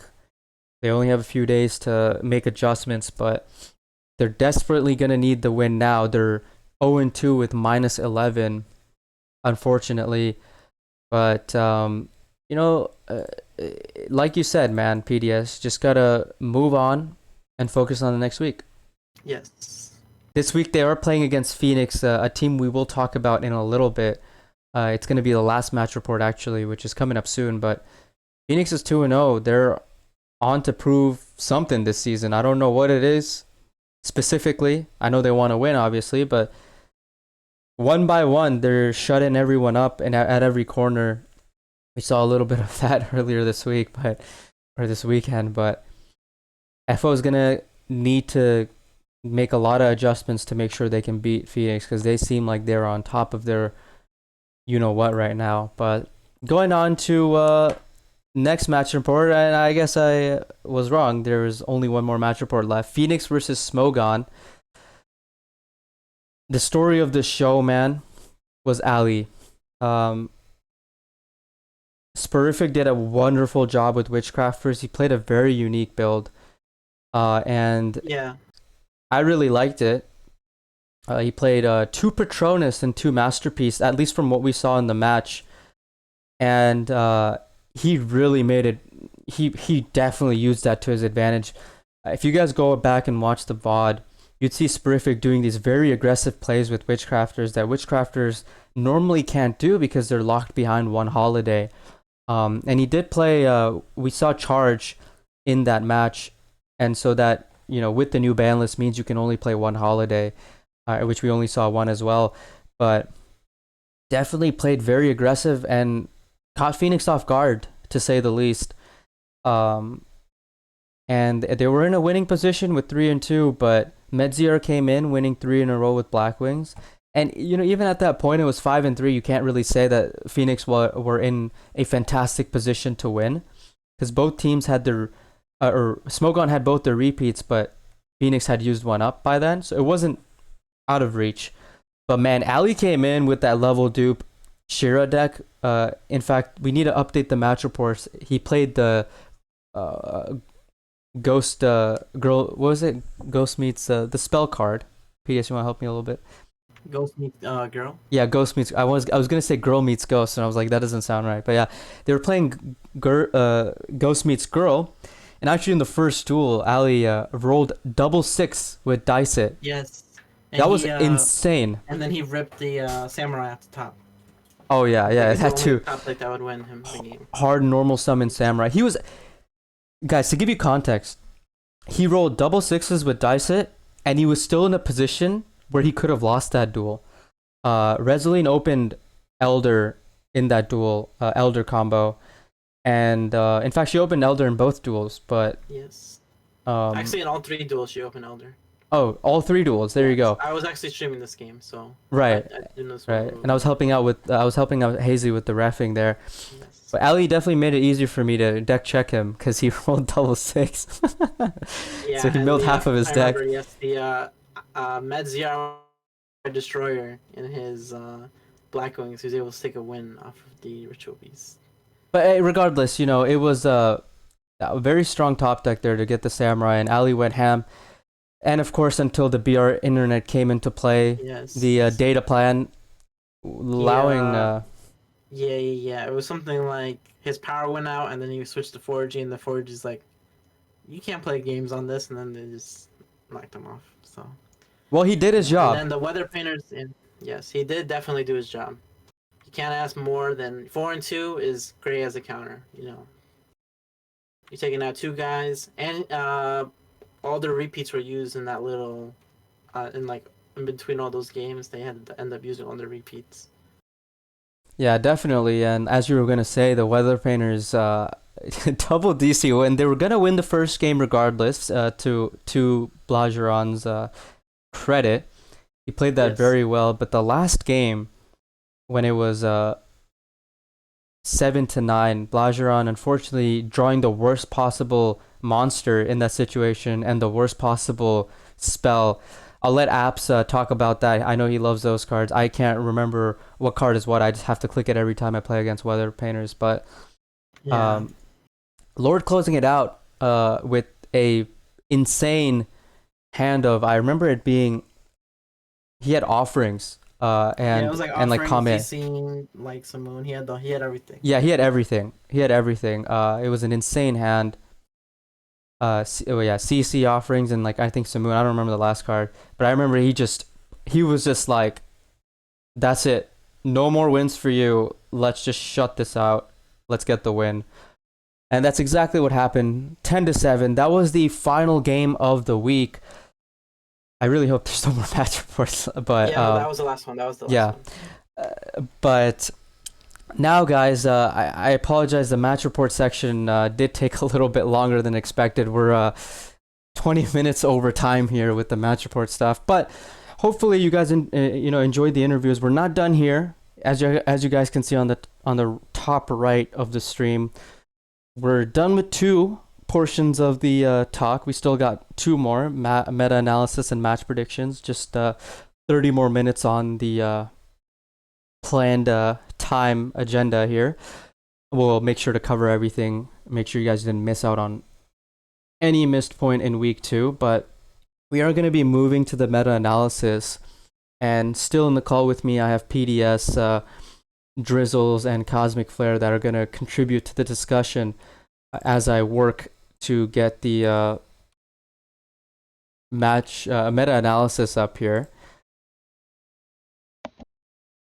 And there we go. That is the meta analysis of the played decks and the wins of season 8, week 2, as you guys can see on the stream. Let me know if you guys are having any difficulty seeing that image. I can try to enlarge it a little bit, or rather maybe even zoom in on it if you guys want. But as we can see, PDS, Karakuri, the most played deck this week. No surprise at all here, right? Yep. Yeah, no surprise at all. Drizzles, your team last week a little bit shy on Karakuri, but this week not as shy on it. And it's still the most played deck. What was the shift in perspective, do you think, for teams this week with Karakuri? I mean, the main change was having the ban list active right now. What is of course a nerf to Karakuri, but I think a lot of different decks got hit a lot harder from the ban list. So you see Karakuri being very popular, but yeah, I don't know. Win rate is not amazing. It's like below 50% from what I can see. Right, and I will honor Hazy's request there, and crop out that Team Wars logo. You guys see enough of that Team Wars logo as is, but we are. Hopefully, you guys can see the graphic a little bit better now. But let's talk a little bit about that win rate. As you mentioned, it is a 33 out of 72. If we do go to the next image, Karakuri with only a 47% win rate this week. Not that good. You'd expect a little bit better than that. Last week they were 40%. What do you say about that, Drizzles? It's really hard. What you talked front was like either having Karakuri as a starter position, but the position for Karakuri using as a counter pick is still very difficult because you don't have clear counter matchups and clear decks you want to send the Karakuris into. So I think in a lot of situations Karakuri got used as a counter pick, and that was not as successful as planned. Right. And just warning to those in chat, I'm going to switch over to the other graphic real quick. Blackwings and Cristrons being the next 3 played decks, and then Shiranui number 4. When we look at tournaments that have side deck format, you'll see that these top 4 decks are actually the same, just it's in Team Wars we have more Karakuri, less Karakuri in side deck tournaments. How different is that side deck format versus Team Wars in this new meta, Drizzles? I mean, of course, in the side deck format, you have like cards who can change everything around. For example, if you play like Crystons, you are really afraid of System Down, or playing Ritual Beast, you're afraid of cards like Poisonous Winds who can lock you up and can decide the whole match on its own. And that's something most of the time you don't see that in Team Wars. Well, Cosmic, I want to kind of shift a little bit to you here. 2 Shiranui decks once again in Team Wars. I feel like it never ends where we have a second Shiranui version to play. But you played the level log version this week, right? Nah, I played level dupe. Oh, okay. So you played the level dupe version this week, and as we can see on the stream, that was clearly the superior version this week, with the best win rate out of any deck that had more than 10 games played. 62.5%. Are you surprised at all? Not really, no. A lot of teams or a lot of the wars were scheduled on Sunday because the MCS was this weekend. So I think that kind of tends to kind of influence a lot of people's approach in terms of how to play Shiranui as well as decks to bring. And Shiranui dupe seemed to be like the most popular version. Although level og did win it all, in my honest opinion, I mean, what's it called? played Shiranui dupe, I think can be a lot more expendable. In the sense of that the whole like standard like turn one squire like reveal solitaire, get the draw one, blah blah blah, all that combo I think is pretty strong. But also like if you go back to even my games, it's not that hard to set up even a turn one level 10 with level duplication. Like it does require a specific hand, like you would need like a Gazuki and like another like solitaire spectral. But even then you can kind of essentially do the same things that need to be done. And outside of really SSA, I don't really see where you would need to make a turn one level 10. So I think that level dupe definitely was the proper call in terms of people bringing Shiranui.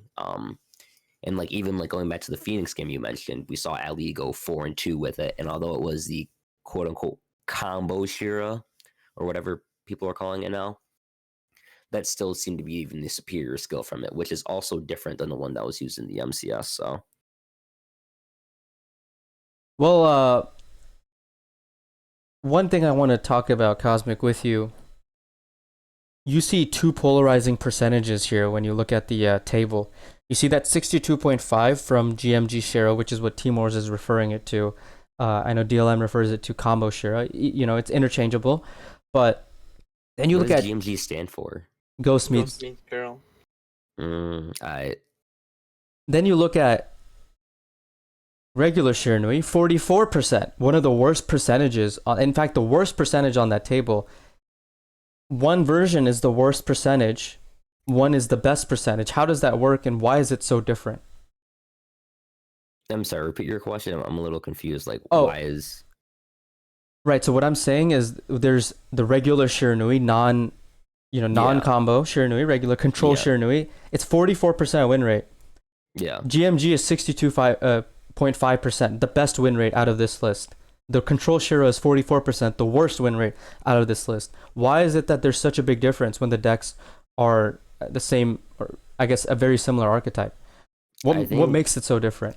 I think just the fact that the Ghost Meets Girl version just runs multiple copies of the Catan Trap. I mean, it has pretty good synergy with the Shiranui engine, thinking about it, because I mean they kind of Shiranui thrives off the graveyard. So legit, the fact that you're constantly just like banishing cards from your opponent and yourself, as well as getting usually some type of removal or recovery, makes it really strong. I think another thing that helps it out a lot is the fact that you're running two Cosmic Cyclones. Shiranui used to run CC heavily when it first came out, and losing it, although wasn't the worst, but having it in the deck, since Cosmic Cyclone is a really like strong staple still, I think helps out a lot because it can deal with a lot of things like regular back removal, SSA, etc. The level 3 is really, really nice because for one, level 7 is really good because it doesn't target, but also the fact that you can use the level 3 to kind of use it as tribute fodder just to recover from your banish pile, because again, the Catan Trap does constantly banish cards from yours and your opponent's graveyard. So I mean, I can easily understand why that would be the case. Right. I mean, if I can add here something, even though those versions like sound similar, there's a huge matchup difference in the two Shiranui versions. Even just in the mirror match or against decks like Witchcrafters, where like the back row Shiranui would normally struggle, the combo Shira easily pops off. So I mean, it's mainly getting developed right now, but there are a lot of different matchups between the two Shiranui versions.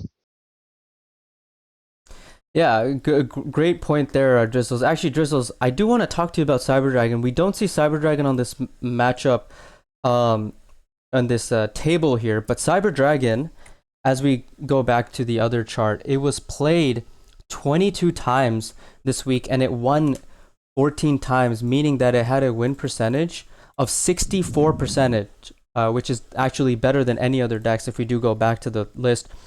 Fortunately, we're a bit crunched on time, so we weren't able to get Cyber Dragon here. But Drizzles, we know how much of a fan you are of that deck and how well you've done with that deck in tournaments. Talk a little bit about why it was so successful this week. I mean, at first I would always say, of course, that Cyber Dragon is still a really good deck. It really depends against what matchup you send it in. Yeah, you talked earlier about it, that it's maybe more of a Team Wars deck right now than Decent and Clan Wars. Of course, yeah, being kind of developing a new bit about the new meta. But yeah, you have positive matchups where you can send it in. It can easy streak, like if you open just multiple copies of Fusion Gate and Cyber Dragon Core each streak, you can easy even OTK your bad matchups like Ritual Beast, for example. And I mean, we saw some crazy streaks, like ACT went like 7-2, being like Cyber Dragons going, I think, at least 4 or 5-1. So you really see how much streak potential is there. Right, and you guys will see when this is posted in the server, either today or tomorrow. You guys will see Cyber Dragon and Invoke Roids on the chart as well. Invoke Roids, as we see here, 18 played 18 times, but winning 10 of those games. That's a 55% win rate. Pretty, up there if we do go back and look at it. 55 being a very strong percentage, but also speaking of the realm of 55%, Blackwings being 54%. PDS, we were talking earlier about Blackwings overachieving this week. We have a little bit of time to talk about that again. It did exceptionally well, as we can see from the table, against Crystron's and the Control Shiranui deck, which the Control Shiranui deck you'd expect to be, at least close to even or better for Shiranui. What do you want to comment about that? Yeah, I mean, Necro Valley is really powerful against all those decks. So them having really easy access to it. I mean, even especially because it's a best of one. They only need to go first, Necro Valley, and now you're in trouble. You're gonna need to have your out, or you're gonna have to use your repeat, or if it was your second deck, then that's it. The game's over.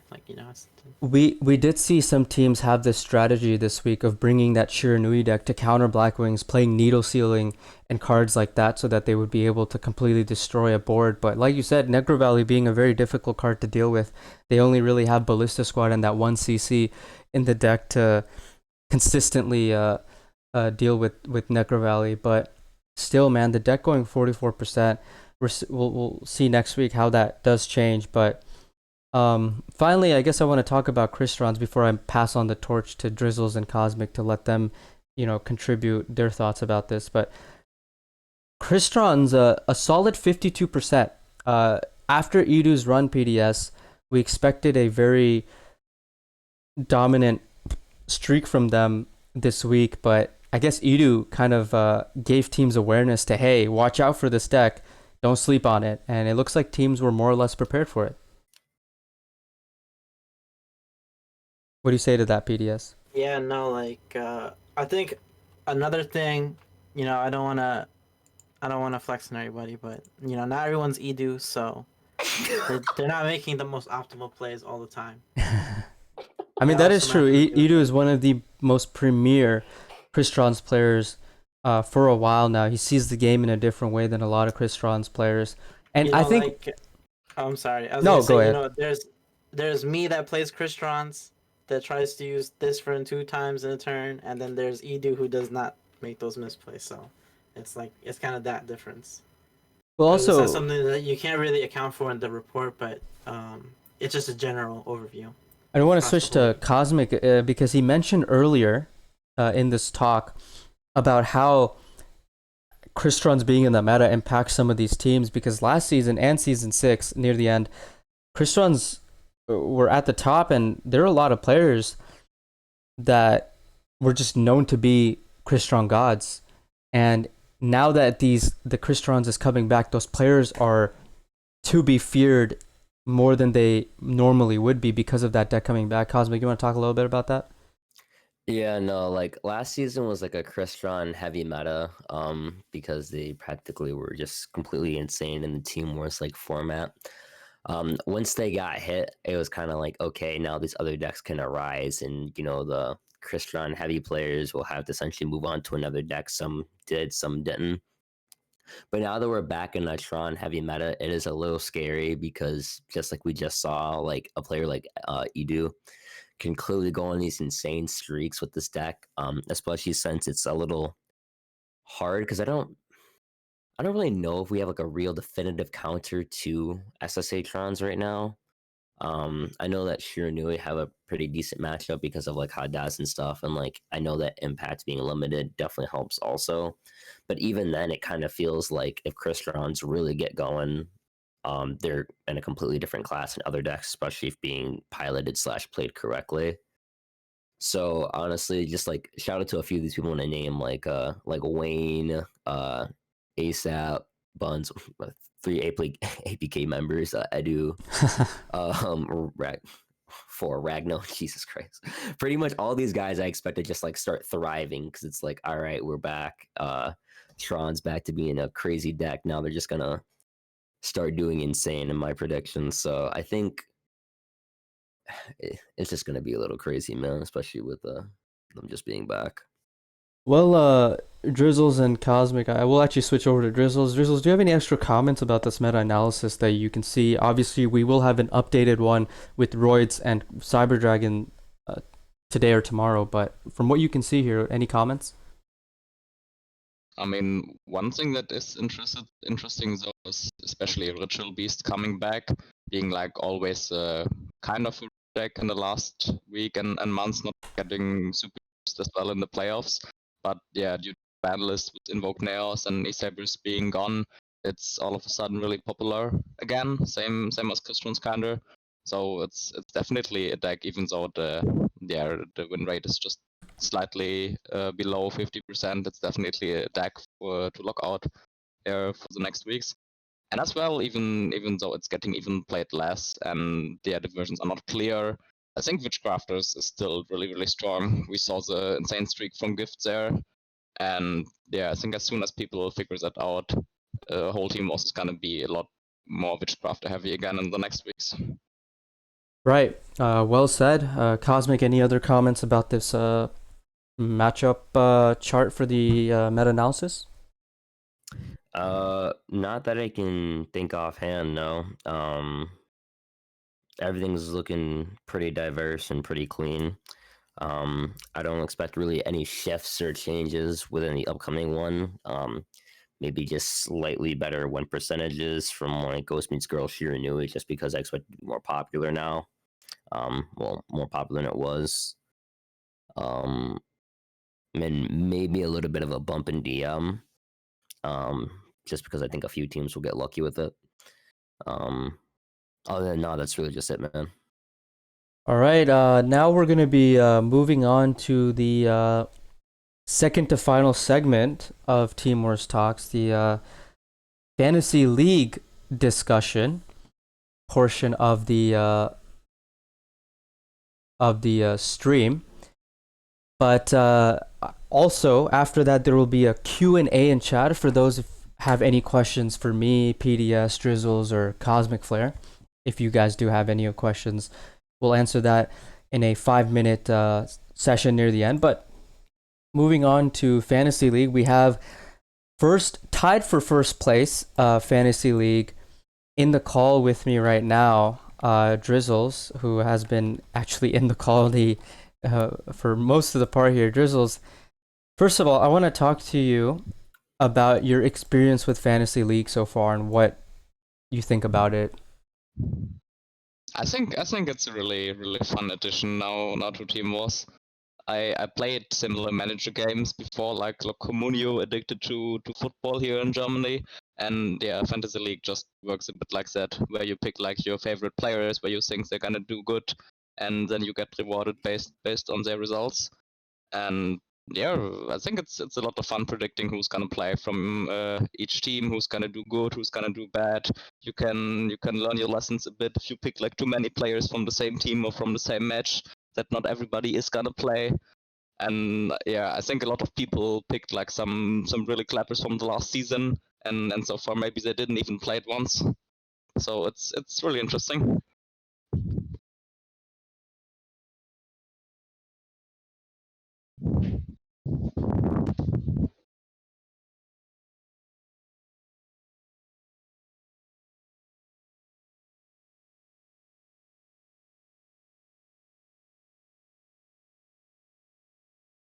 Oh, where did Taha go?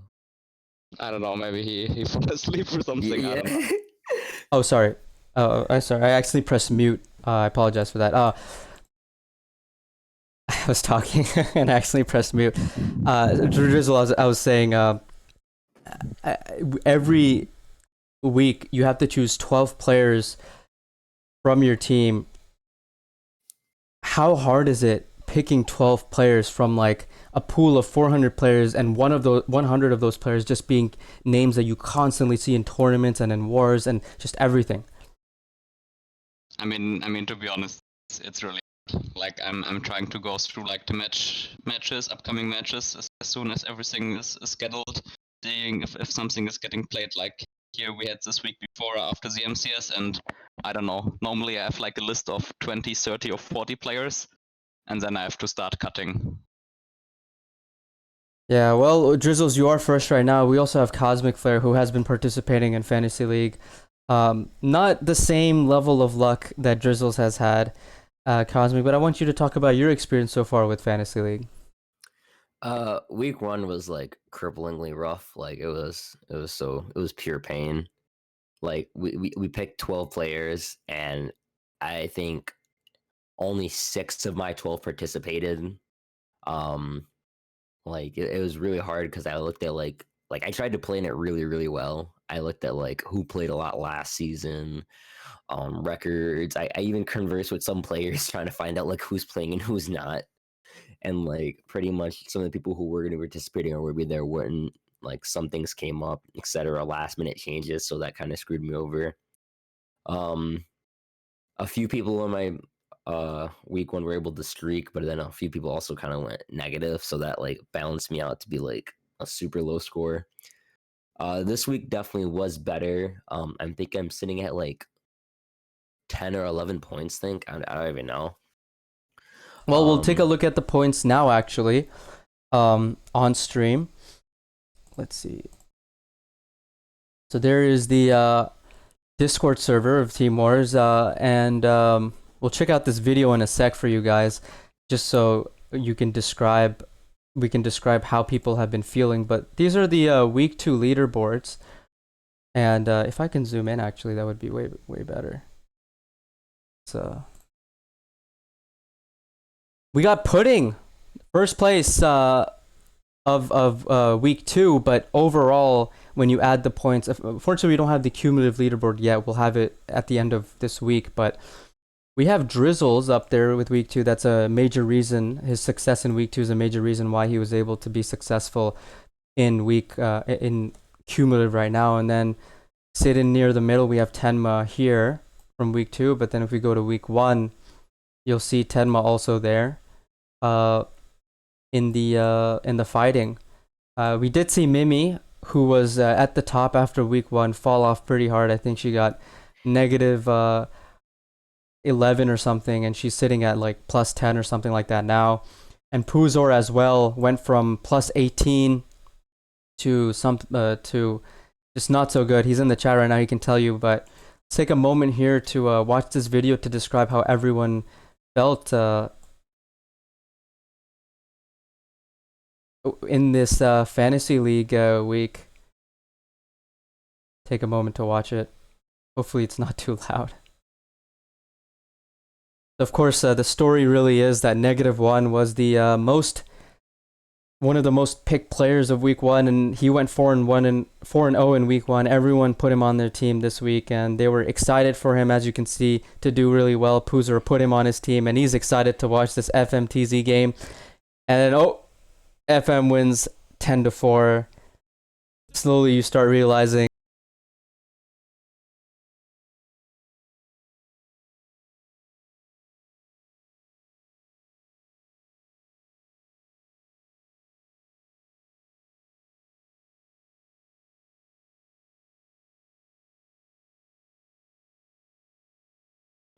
You have never seen this video. That's actually pretty funny. Oh, that's actually pretty funny. Yeah, I think as well. It's pretty hilarious. Yo, who put this together? Yo, Poozer. Poozer. Yo, send me your PayPal, bro. Yo, that's pretty nice. Hey, Poozer, if you could make this every single week, I will put it on stream every single week. As you can see, Poozer has his YouTube channel here. I don't want to open it because it'll show my YouTube account, but Definitely check out Poozor on YouTube. Poozor. So if someone can post this link in the chat, that would be yeah, I guess I could open it incognito. No, you're good. That's funny. That video literally perfectly describes my week 1. Like that's oh, this guy's nice. There you go, guys. Make sure to subscribe to Poozor, support him, and oh, it didn't show up. Well, never mind. Someone can post the link in the chat. Feel free to do that. And I mean, while watching that video, you can see as well, like even if you do good on the first week, there's a lot of shit that can happen to you week 2, and then I think a lot of people ended up with like less points they had after week 1, after week 2 than they had week 1. So even if you didn't participate it yet, there's still time to join. And yeah, if you're lucky, you can make like 20 or 30 points in 1 week. You can easily surpass the people who participated all the weeks. Right, and Luxon in the chat specifically said that he has not even played in week 1, but he's at 20.5. That's a top 10 right now. Right now, if I'm not mistaken, number 1 is Drizzels and Tenma tied for number 1. Then number 2 is Godfather. And then amongst somewhere in the top 10, you have me, you have Pudding, you maybe even have Luxon, who went 20.5. And right now, we are, if you look at the announcement, we are considering those that missed out participating in week 1 and week 2, should they get some pity points so that they can realistically catch up. Maybe we'll do +5, maybe +3. We'll discuss this, but definitely if you guys want to join, this is the final week for you guys to join to possibly get those pity points. Because after this point, I don't think this is going to be a reality. Anyone participating will not let you guys get those points. So make sure to join in now. All you need to do is subscribe to Team Wars. You want to join Fantasy League? You just subscribe to Team Wars. Click on this link, and it'll come up. You pay $4. Maybe if you're generous, you'll go 15, or if you want to play for 6 months, you'll go 30. As long as you subscribe, you can play in Fantasy League. You're basically paying $5 to participate for 4 weeks in Fantasy League, and it's definitely worth it because you get ad-free viewing on this channel here. We have like 5 games a week out of the 16 on this channel. So you get ad-free viewing, and you get 15 amazing emotes. Some of the subs that are in the chat can post their favorite emote. Actually, I want you guys to do that. Post your favorite emote that you like in the chat if you're subscribed. And it supports the league referees and whatnot. But while I do have your guys' attention, I do want to mention, a lot of people don't know about this, but if you want to turn off these pings, guys, you can do that by typing !stream in general chat. I know you guys don't like pings, and we gave you an option to decide whether or not you want to get pinged, because we never do at everyone. Well, we do it very rarely, but we do this at stream a lot. And so you just literally go to general chat, and you just type at stream, and there you go, message deleted, and you don't have to worry about getting pinged anymore. But something that we're going to add in the near future, just that so I have your guys' attention already, I'll just say it, is we're going to add pinging fan roles for the live matches. So if you're a fan of a certain team, which you can do, going to be here somewhere. Oh, there it is. But yeah, if you want to be a fan of a certain team, as you can see, there's a lot of fan roles here. Let's say I want to be a fan of Tier 0. Whenever Tier 0 plays, I'll get pinged for their match, and I won't get pinged for any other match. So we're going to give you guys these ping options, so you don't have to get pinged 16 times a week, and you guys only get pinged however many times you want for the matches you want to watch. So definitely don't do this option right here. Suppress all role. Don't do that because we're trying to fix the problem for you guys and making you guys choose what you want to be pinged about. We know you hate pings, and we haven't done a good job with it so far. You guys can turn this off if you want. We barely do at everyone pings.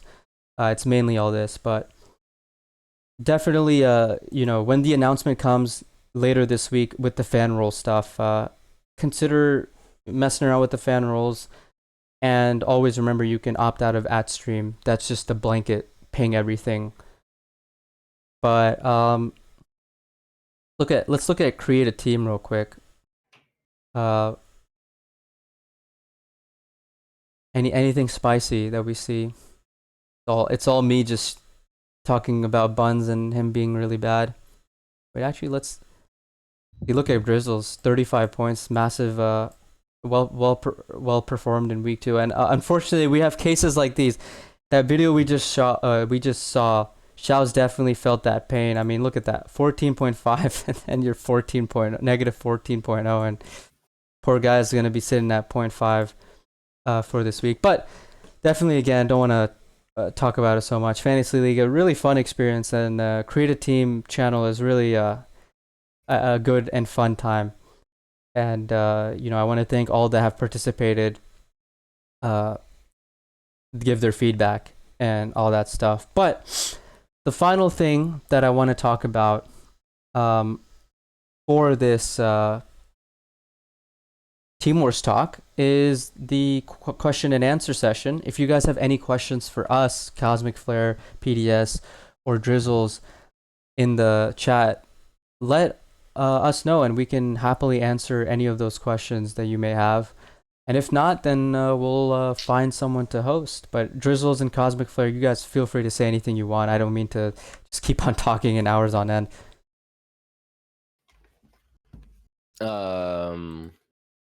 I'll ask you something after this stream because I don't know, probably a little different. Oh, sure.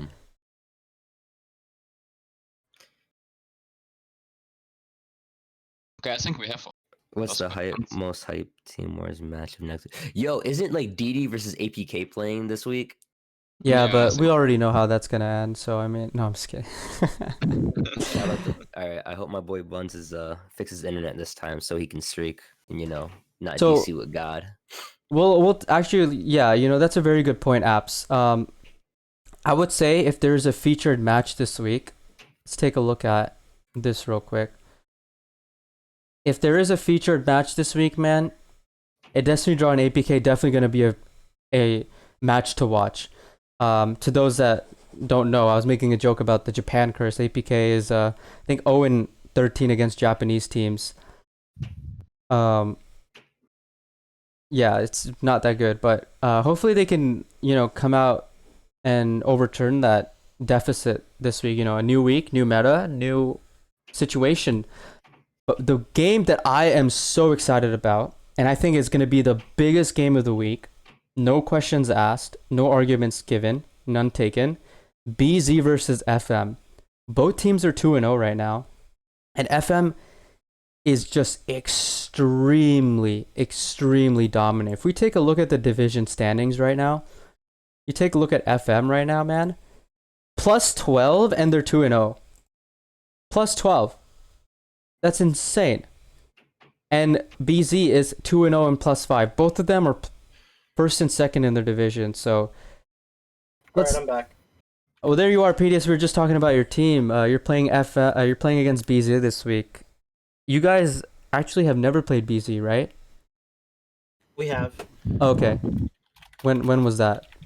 playoffs, I think like 2 seasons ago. Okay, and how did that go? I think we beat them like 10-2, something like that. Yo, sheesh. No, that was Zodiac. No, that Oh, was with spellbooks, and that was Edu. That was Edu again. Yes. I remember Oh that. my god, son. All right, actually, maybe we can. No, He actually, is we getting hard carried by Edu. Edu. Definitely I'm a clapper. hard-carrying Edu. Oh. But definitely the game to watch for the. I know someone's gonna pick that game up for sure. I mean, everyone picks up games, but that's gonna be streamed on this channel. That's streamed on this channel. We can tell you that straight off the bat. We But played them in the other league too, this season. oh, who won that? We won. Okay, so I do want to talk about this. I totally forgot about week 3 predictions. We completely skipped that. So there we are. We're gonna talk about it now. Week 3 predictions. You guys mentioned Cosmic. You mentioned D-Draw versus APK. Now, unfortunately for APK, they're 1-1 right now, smack dab middle of the division. But D-Draw pretty snugly at top, tied for first place with Draw Sense. They're gonna be playing APK this week. I think it's gonna be a close match, but Yeah. it's so hard to root against D-Draw.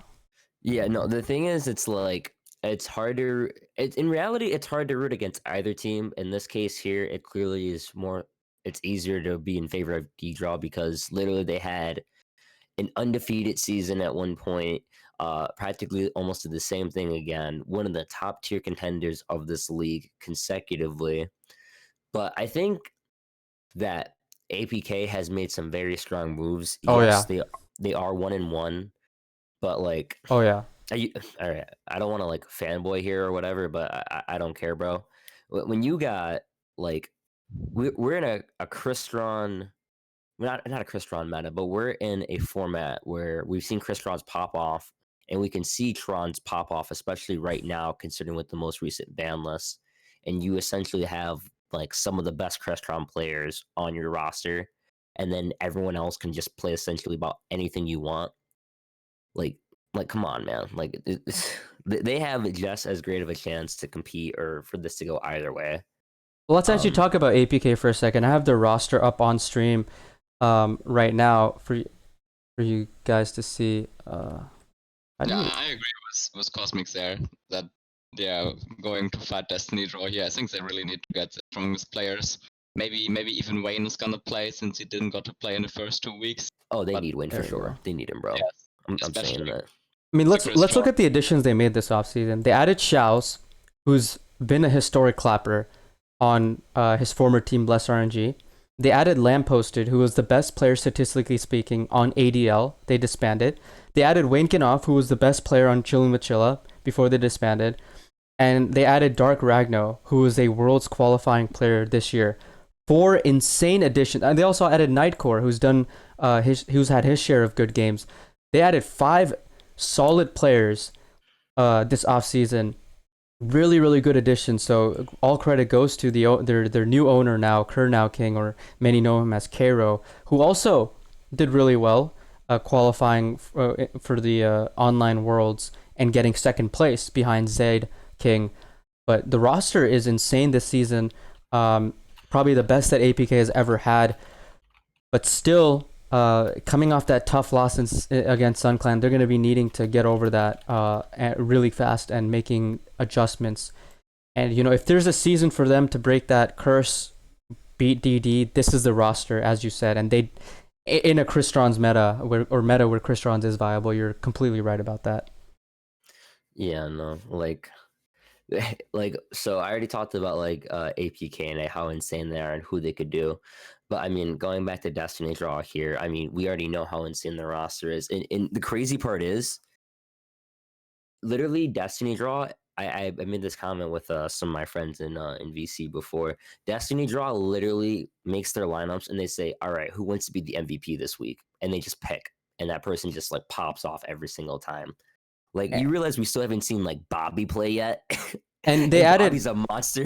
Like, oh my God. A lot of people have been putting Bobby on their fantasy league team, and he hasn't even played yet. But they also added Morio. And let me zoom in again a little bit for the mobile users. They added Morio, who was actually, I believe, 3rd in the qualifier before the actual competition. And he got second place in the last KC Cup. Okay, yeah, sorry, that's what I was. Not second place, third place. Like 3rd place. -1 got second, and Morio got 3rd place with his Lights 1 deck. Yeah, I actually confused that there. I don't know if he actually qualified for the Worlds thing, but he. What I meant to say was, KC Cup, top 3 player. The roster keeps on getting better and better, Cosmic. Like you said, you don't know who's going to be the MVP that week. Anyone on this roster can really just clap, and it's insane. Yeah, no, like literally, I stopped putting Destiny Draw players on my fantasy league, not because they're not going to be good, but literally because I don't know who's going to get playing time. Like, you could be on the roster and you could be like, okay, I can't wait to go in. And then you sit there like, oh, I didn't go in because my one guy streaked. And Yeah, like, I all right. mean, Like, you basically can only make wrong decisions by picking the wrong players, or by even picking the right players, and then the wrong player is streaking and going like 5-2 or 6-2, and the rest is not even playing a lot. Yeah, but on the other hand, a lot of people picked like Haru after he did really good in the first week, and then he went 0-2 in the second week. Yeah, that's just Duel Links for you right there, man. But you described it perfectly. Literally anyone can just streak, man. It's so scary. Well, that is a decent amount of week 3 predictions there, but I do want to talk about your guys' games as we've been saving that for a bit here. We do have some scheduled matches too, so guys, make sure to check out upcoming matches. And a lot of the channels in this server have this megaphone by the channels. Make sure to click follow, and you can follow the channel and add it to any of your servers. Obviously, this is a test account, so I don't have any servers, but you can click follow, and any message that is posted in any of these channels, whether it's division standings, upcoming matches, live matches, and whatnot, it'll be posted in any channel in your server. So you can make a channel called Team Wars Updates. You'd be like, okay, I want to see every time the division standings are updated, and that way you don't actually have to come to the Team Wars server every single time. It's just posted there. And if you do want to come, you can go to obviously the home of the server, general chat, to talk to other people about it. But onto the discussion, Cosmic, we talked about it a little bit. You guys are playing against Tier 0 this week, one of the most stacked teams on paper, having some of the top players. They're coming off a tough loss this week. How are you going to utilize their momentum that they don't have and make sure you get a win this week? Practice. This week, last week, we still lost, but I think it was a lot better from the previous week considering how it was 10-9. So just kind of making myself more involved, I would say. Week 1, I was already a little frustrated that I wasn't picked to play, so that was a little annoying right there when I think things could have been a bit different. Although it was the same end result within week 2, it definitely was a lot closer here. So I think this week I'm definitely gonna honestly put my hand way more in the pot and kind of try to get things lined up to how I think will be a little bit best. Tier 0 is not a team to play around with, and being down 0-2 is already frustrating as it is, but going 0-3 in the hole is literally the last thing we need. So we really need to have essentially our best lineup available with the best players we can get, and everyone just essentially playing to the best of their abilities. Tier 0 being 1-1 right now is a little relieving. Although they did lose to Forbidden Memories, it does give you reassurance that this team is beatable, despite what their lineups will be. So just definitely getting our players a real understanding of the meta, what decks to play, how to properly play and execute. And I think that'll put us in a position to kind of bounce back. Yeah, for sure. And I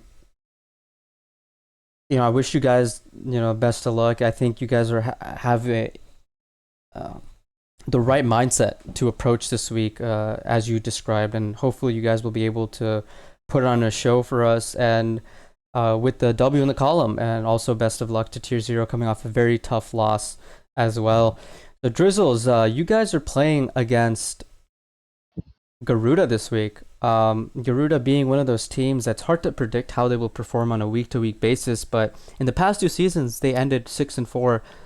Unfortunately, missing the playoffs both times, but they're 1-1 right now. You guys are 2-0. How do you approach a team like this that it's really hard to predict how they will do in any given week? It's basically the same for most of the Asian or Japanese teams. I think Garuda is from Indonesia, actually. Right. And yeah, it's really hard to predict what they play. And yeah, we are quite early into the season, so you can't analyze a lot from what they played in the last weeks, especially with the new format and the new ban list. But yeah, with playing those Asian teams, you need to be ready at all times. There's spies coming from the left and the right. And yeah, you can only get surprised. I can remember we played in the Team Wars playoffs last season, and I think we played against 3 Asian teams in a row after we beat Divine, and there were so many different decks because sometimes the people overseas there are predicting the meta a bit different than we do here in Europe or North America. So it's definitely really challenging and not easy, but yeah, we're ready for it. Right, and I think like you said, your team is energetic. Your team is going to look forward to get a win and go 3-0. Last season, you guys fell short of that 3-0, went 2-1 to start off. But confidence is there. Wish you guys the best of luck, and I wish Garuda luck as well. But another big match we have this week is Duel Links Taiwan versus Rookies. Both teams are also 2-0, and I think that match is almost as big as the BZFM match. But man, I just something else. I feel a certain way when I look at this FM BZ match, and I'm just like, I'm already full of tension just thinking about how insane that game is gonna be. So hopefully we can get on a good show and it can be at a good time. I really don't want it to be at like 7 a.m. PDS, please. It's scheduled already. It's at 10 a.m. It was the first match scheduled this week, actually. Yeah, boy. We already knew what times we like to play, so we had that lot scheduled real quick. Oh man, 10 a.m. EST Saturday, guys. You cannot miss this. Mark your calendars. And if you're in California, I don't care, man. You gotta wake up at 7 a.m. to watch this game. 6 a.m. actually. Was it 7 a.m.? 7 a.m. 7 a.m. 7 a.m. Yeah, you gotta. Come on, dude. 20 years ago, you guys were watching cartoons, waking up early for cartoons. This is even better, man. This is going to be an insane game. Make sure you don't miss out on that.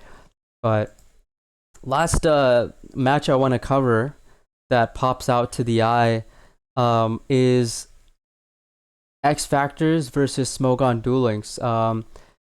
Smogon 1-1. They've had a shaky start, and they didn't play last season. They were taking a break. Now, the reason this match is so interesting is because Smogon's a former champion, and the season 6 that they did play, the most previous season they played in, they made the playoffs. And they've been a bit shaky so far, and they're playing against the second place team from last season. So this is going to be a match to watch for anyone in Smogon's division, especially. It's going to be a match to watch because you're going to see what their power level really is as they continue to, shave that dust off a little bit. But we all know what they're capable of at their best, and they're a team you cannot sleep on. So keep an eye on this game. I think it's going to be very interesting. And below that, actually, we have SEM versus Bricks and Potatoes. Yeah, that's something I would like to say something. Go ahead. About, because I think that's a really interesting match. SEM being a top tier team, and they're 0-2 right now. The season didn't really start as I planned. Bricks and Potatoes being 2-0, just having the huge streak from Gift and C Peroso. But I still think they can't underestimate them. They have like insane players like Red Y, have like I don't know, I think 5 Raymond. or 6 gold icons. Raymond, Francisco, they Raymond, got some clappers. Yes, so it's gonna be a really, really cool one. It's gonna be really exciting to see if Bricks and Potatoes can win that, and if Zem is really gonna start 0-3. Well, it's interesting you mentioned they're 0-2. I actually didn't even realize that. I thought they were 1-1. Who did they lose to in week 1? I don't know. Phoenix. Now I remember. Yes. Man, they're 0-2 with a -9. This is a must-win game for them. They can't go out down 0-3, especially against Bricks and Phoenix so far this season on another level right now. And you got X Factors in that division, and you got Smogon, and SEM struggling right now. And SEM, man, week 1 played Phoenix. Week 2 played. I'm brain farting right now. Week 1 played against Phoenix. Week 2 played against Claw Clan, and then week 3 now playing against Bricks and Potatoes. That's a tough first 3 weeks, and so getting by with a 1-2 won't be the worst because they may have some, relatively easier games from their perspective, moving on to the other weeks. But this is a must-game win for them. They can't start 0-3. That's going to be very detrimental to their season. But that is, I guess, the recap of week 3. Any other games you guys want to discuss? Not that I can think off the top of my head. No. Going back to Smogon. I know that you said they were kind of off a kind of shaky start.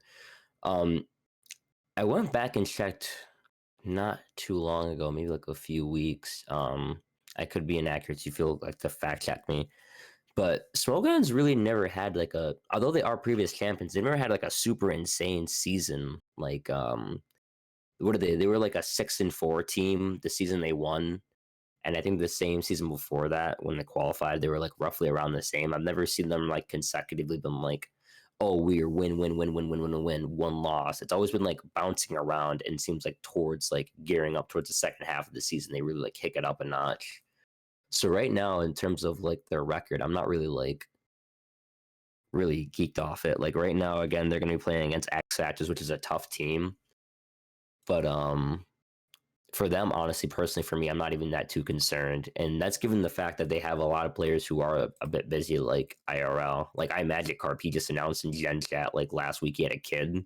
So I know he's like a little bit like tied up, and other players are doing a bunch of other things. But even then, I think that Smogon is probably the most probably the most easily recoverable team they have in the league currently, just based off history and what they've done. Yeah, you don't have to worry about them there. Maybe they're gonna go like 7-3 or something. Yeah, I honestly would not be surprised if they did. Like I could eat like think about it. We have not seen Kamikaze play once. Yeah. Yes. And that guy's a monster. Like, come on. Like I can like throw in Kamikaze. Hopefully Reseline doesn't kind of get borked over like last time, where literally her opponent just top decks the one card they need to guarantee win. Like, if they just get a bit luckier, or we just see their players really start getting back into the groove of things, this 1-in-1 start is going to be nothing practically. Yeah, you have a very good point there, Cosmic. A very good perspective as well. Kamikaze hasn't played yet, and he's one of the few players that is at the top of the leaderboard for all-time wins that didn't play in season 1 or 2.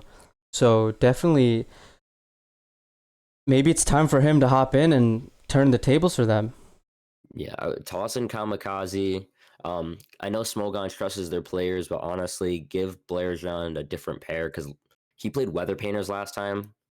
I mean, Weather Painters maybe aren't a bad pick. Maybe I'm just wrong, but I would not anticipate Weather Painters as a deck to just streak. Like he did steal a game against Lord with Black Wings, but even then, of course, teams are going to have multiple Black Wings, so that's just a deck that's just asking to get stomped on essentially. So it's like, if you give him maybe a different pair, a different set, or maybe just kind of rework the decks you have brought, I could easily see them just being like, okay, 1 to 2 small adjustments with a tossed in player just puts them right back where they need to be.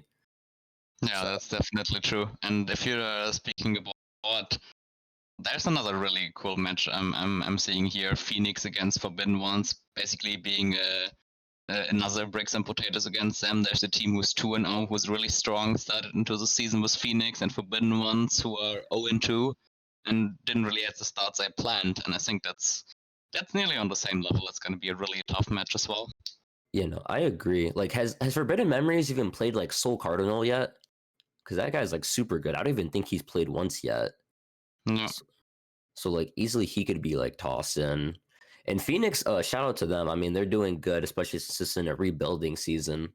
But at the same time, if you take a look at Phoenix, I think you can attribute a lot of their success to the people who literally are playing right now. Like, I'm really good friends with Lord and like Godfather, and those two I practically have like never really get much playing time throughout a lot of their seasons. Like their records are super, super good, but they were not getting much playing time. And even now, Lord, he's getting to play now, but he's always been like the clutch factor. He's never like getting to streak. The last time he streaked was against for FM, and that was last season. That was one game.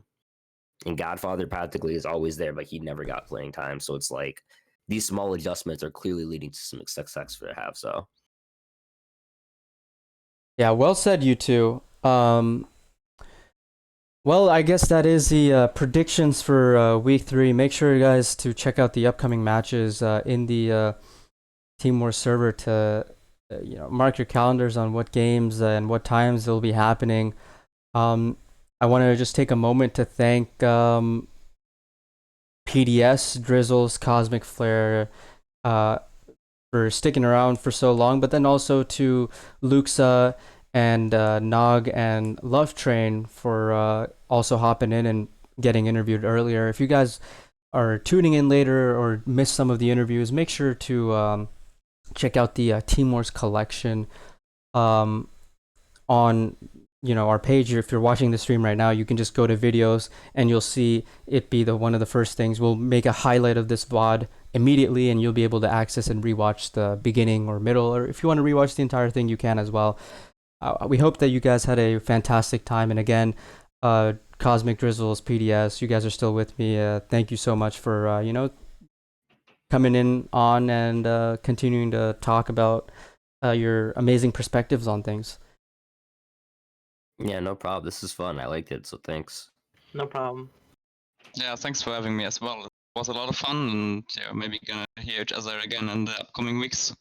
Yeah, and if you guys have any shout outs, I guess we can go one by one. If you guys have any shout outs for anything, please do mention it. Drizzles, will start with you if you have anything to say, anything to add. Yeah, of course, shoutouts to my team, Diffusion, and I can already tell you that there's somebody from my team here, Mr. Noor, who is really looking forward to join the show as well. So maybe you can have him here on the show in the next weeks. Yeah, I did talk to him a little bit in the DMs. We want to keep it limited to one person per team, but I definitely have that noted down. I'm going to be looking forward to when we can have him on the show here as well. Cosmic, any words, anything you want to say? Yeah, shout out to my boy Jan Storm. He's been clapping everywhere. If you guys can try to give him some support. Currently, he is sick. Your boy got COVID. Oh, so no. that kind of sucks. So yeah, I mean, everyone well-known, popular guy. I just found out maybe not even half an hour ago. So yeah, he'll get well. He's a strong guy, but try to give him some support, man. Other than that, shout out to all the refs and the rest of the guys making Team Wars fun, man. Appreciate it. Thanks, Cosmic. Hopefully, speedy recovery for the person you're talking about. PDS, any words?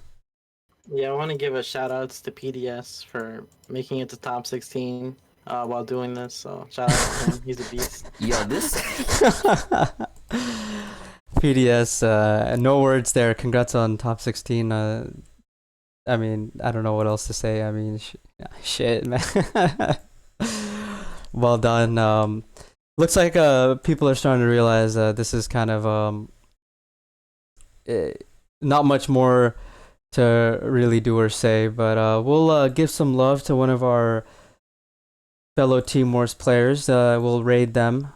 He is on Diffusion, so I think Drizzles is going to be happy about this, but be sure to tell him hello and all that good shit. And thank you all for watching Team Wars Talks number 2. We'll be back again next week. And if you guys have any preference on time, you think that it'd be better to do it later or earlier, let me know and we'll figure something out. But thank you again for watching. Thank you, PDS, Drizzles, Cosmic Flare, and Love Train Nog and Luxa, and everyone in the chat. Thank you very much, and you all have a wonderful day. Have a good one, guys. cool. See you. See you. Okay, we off the air yet? We are now.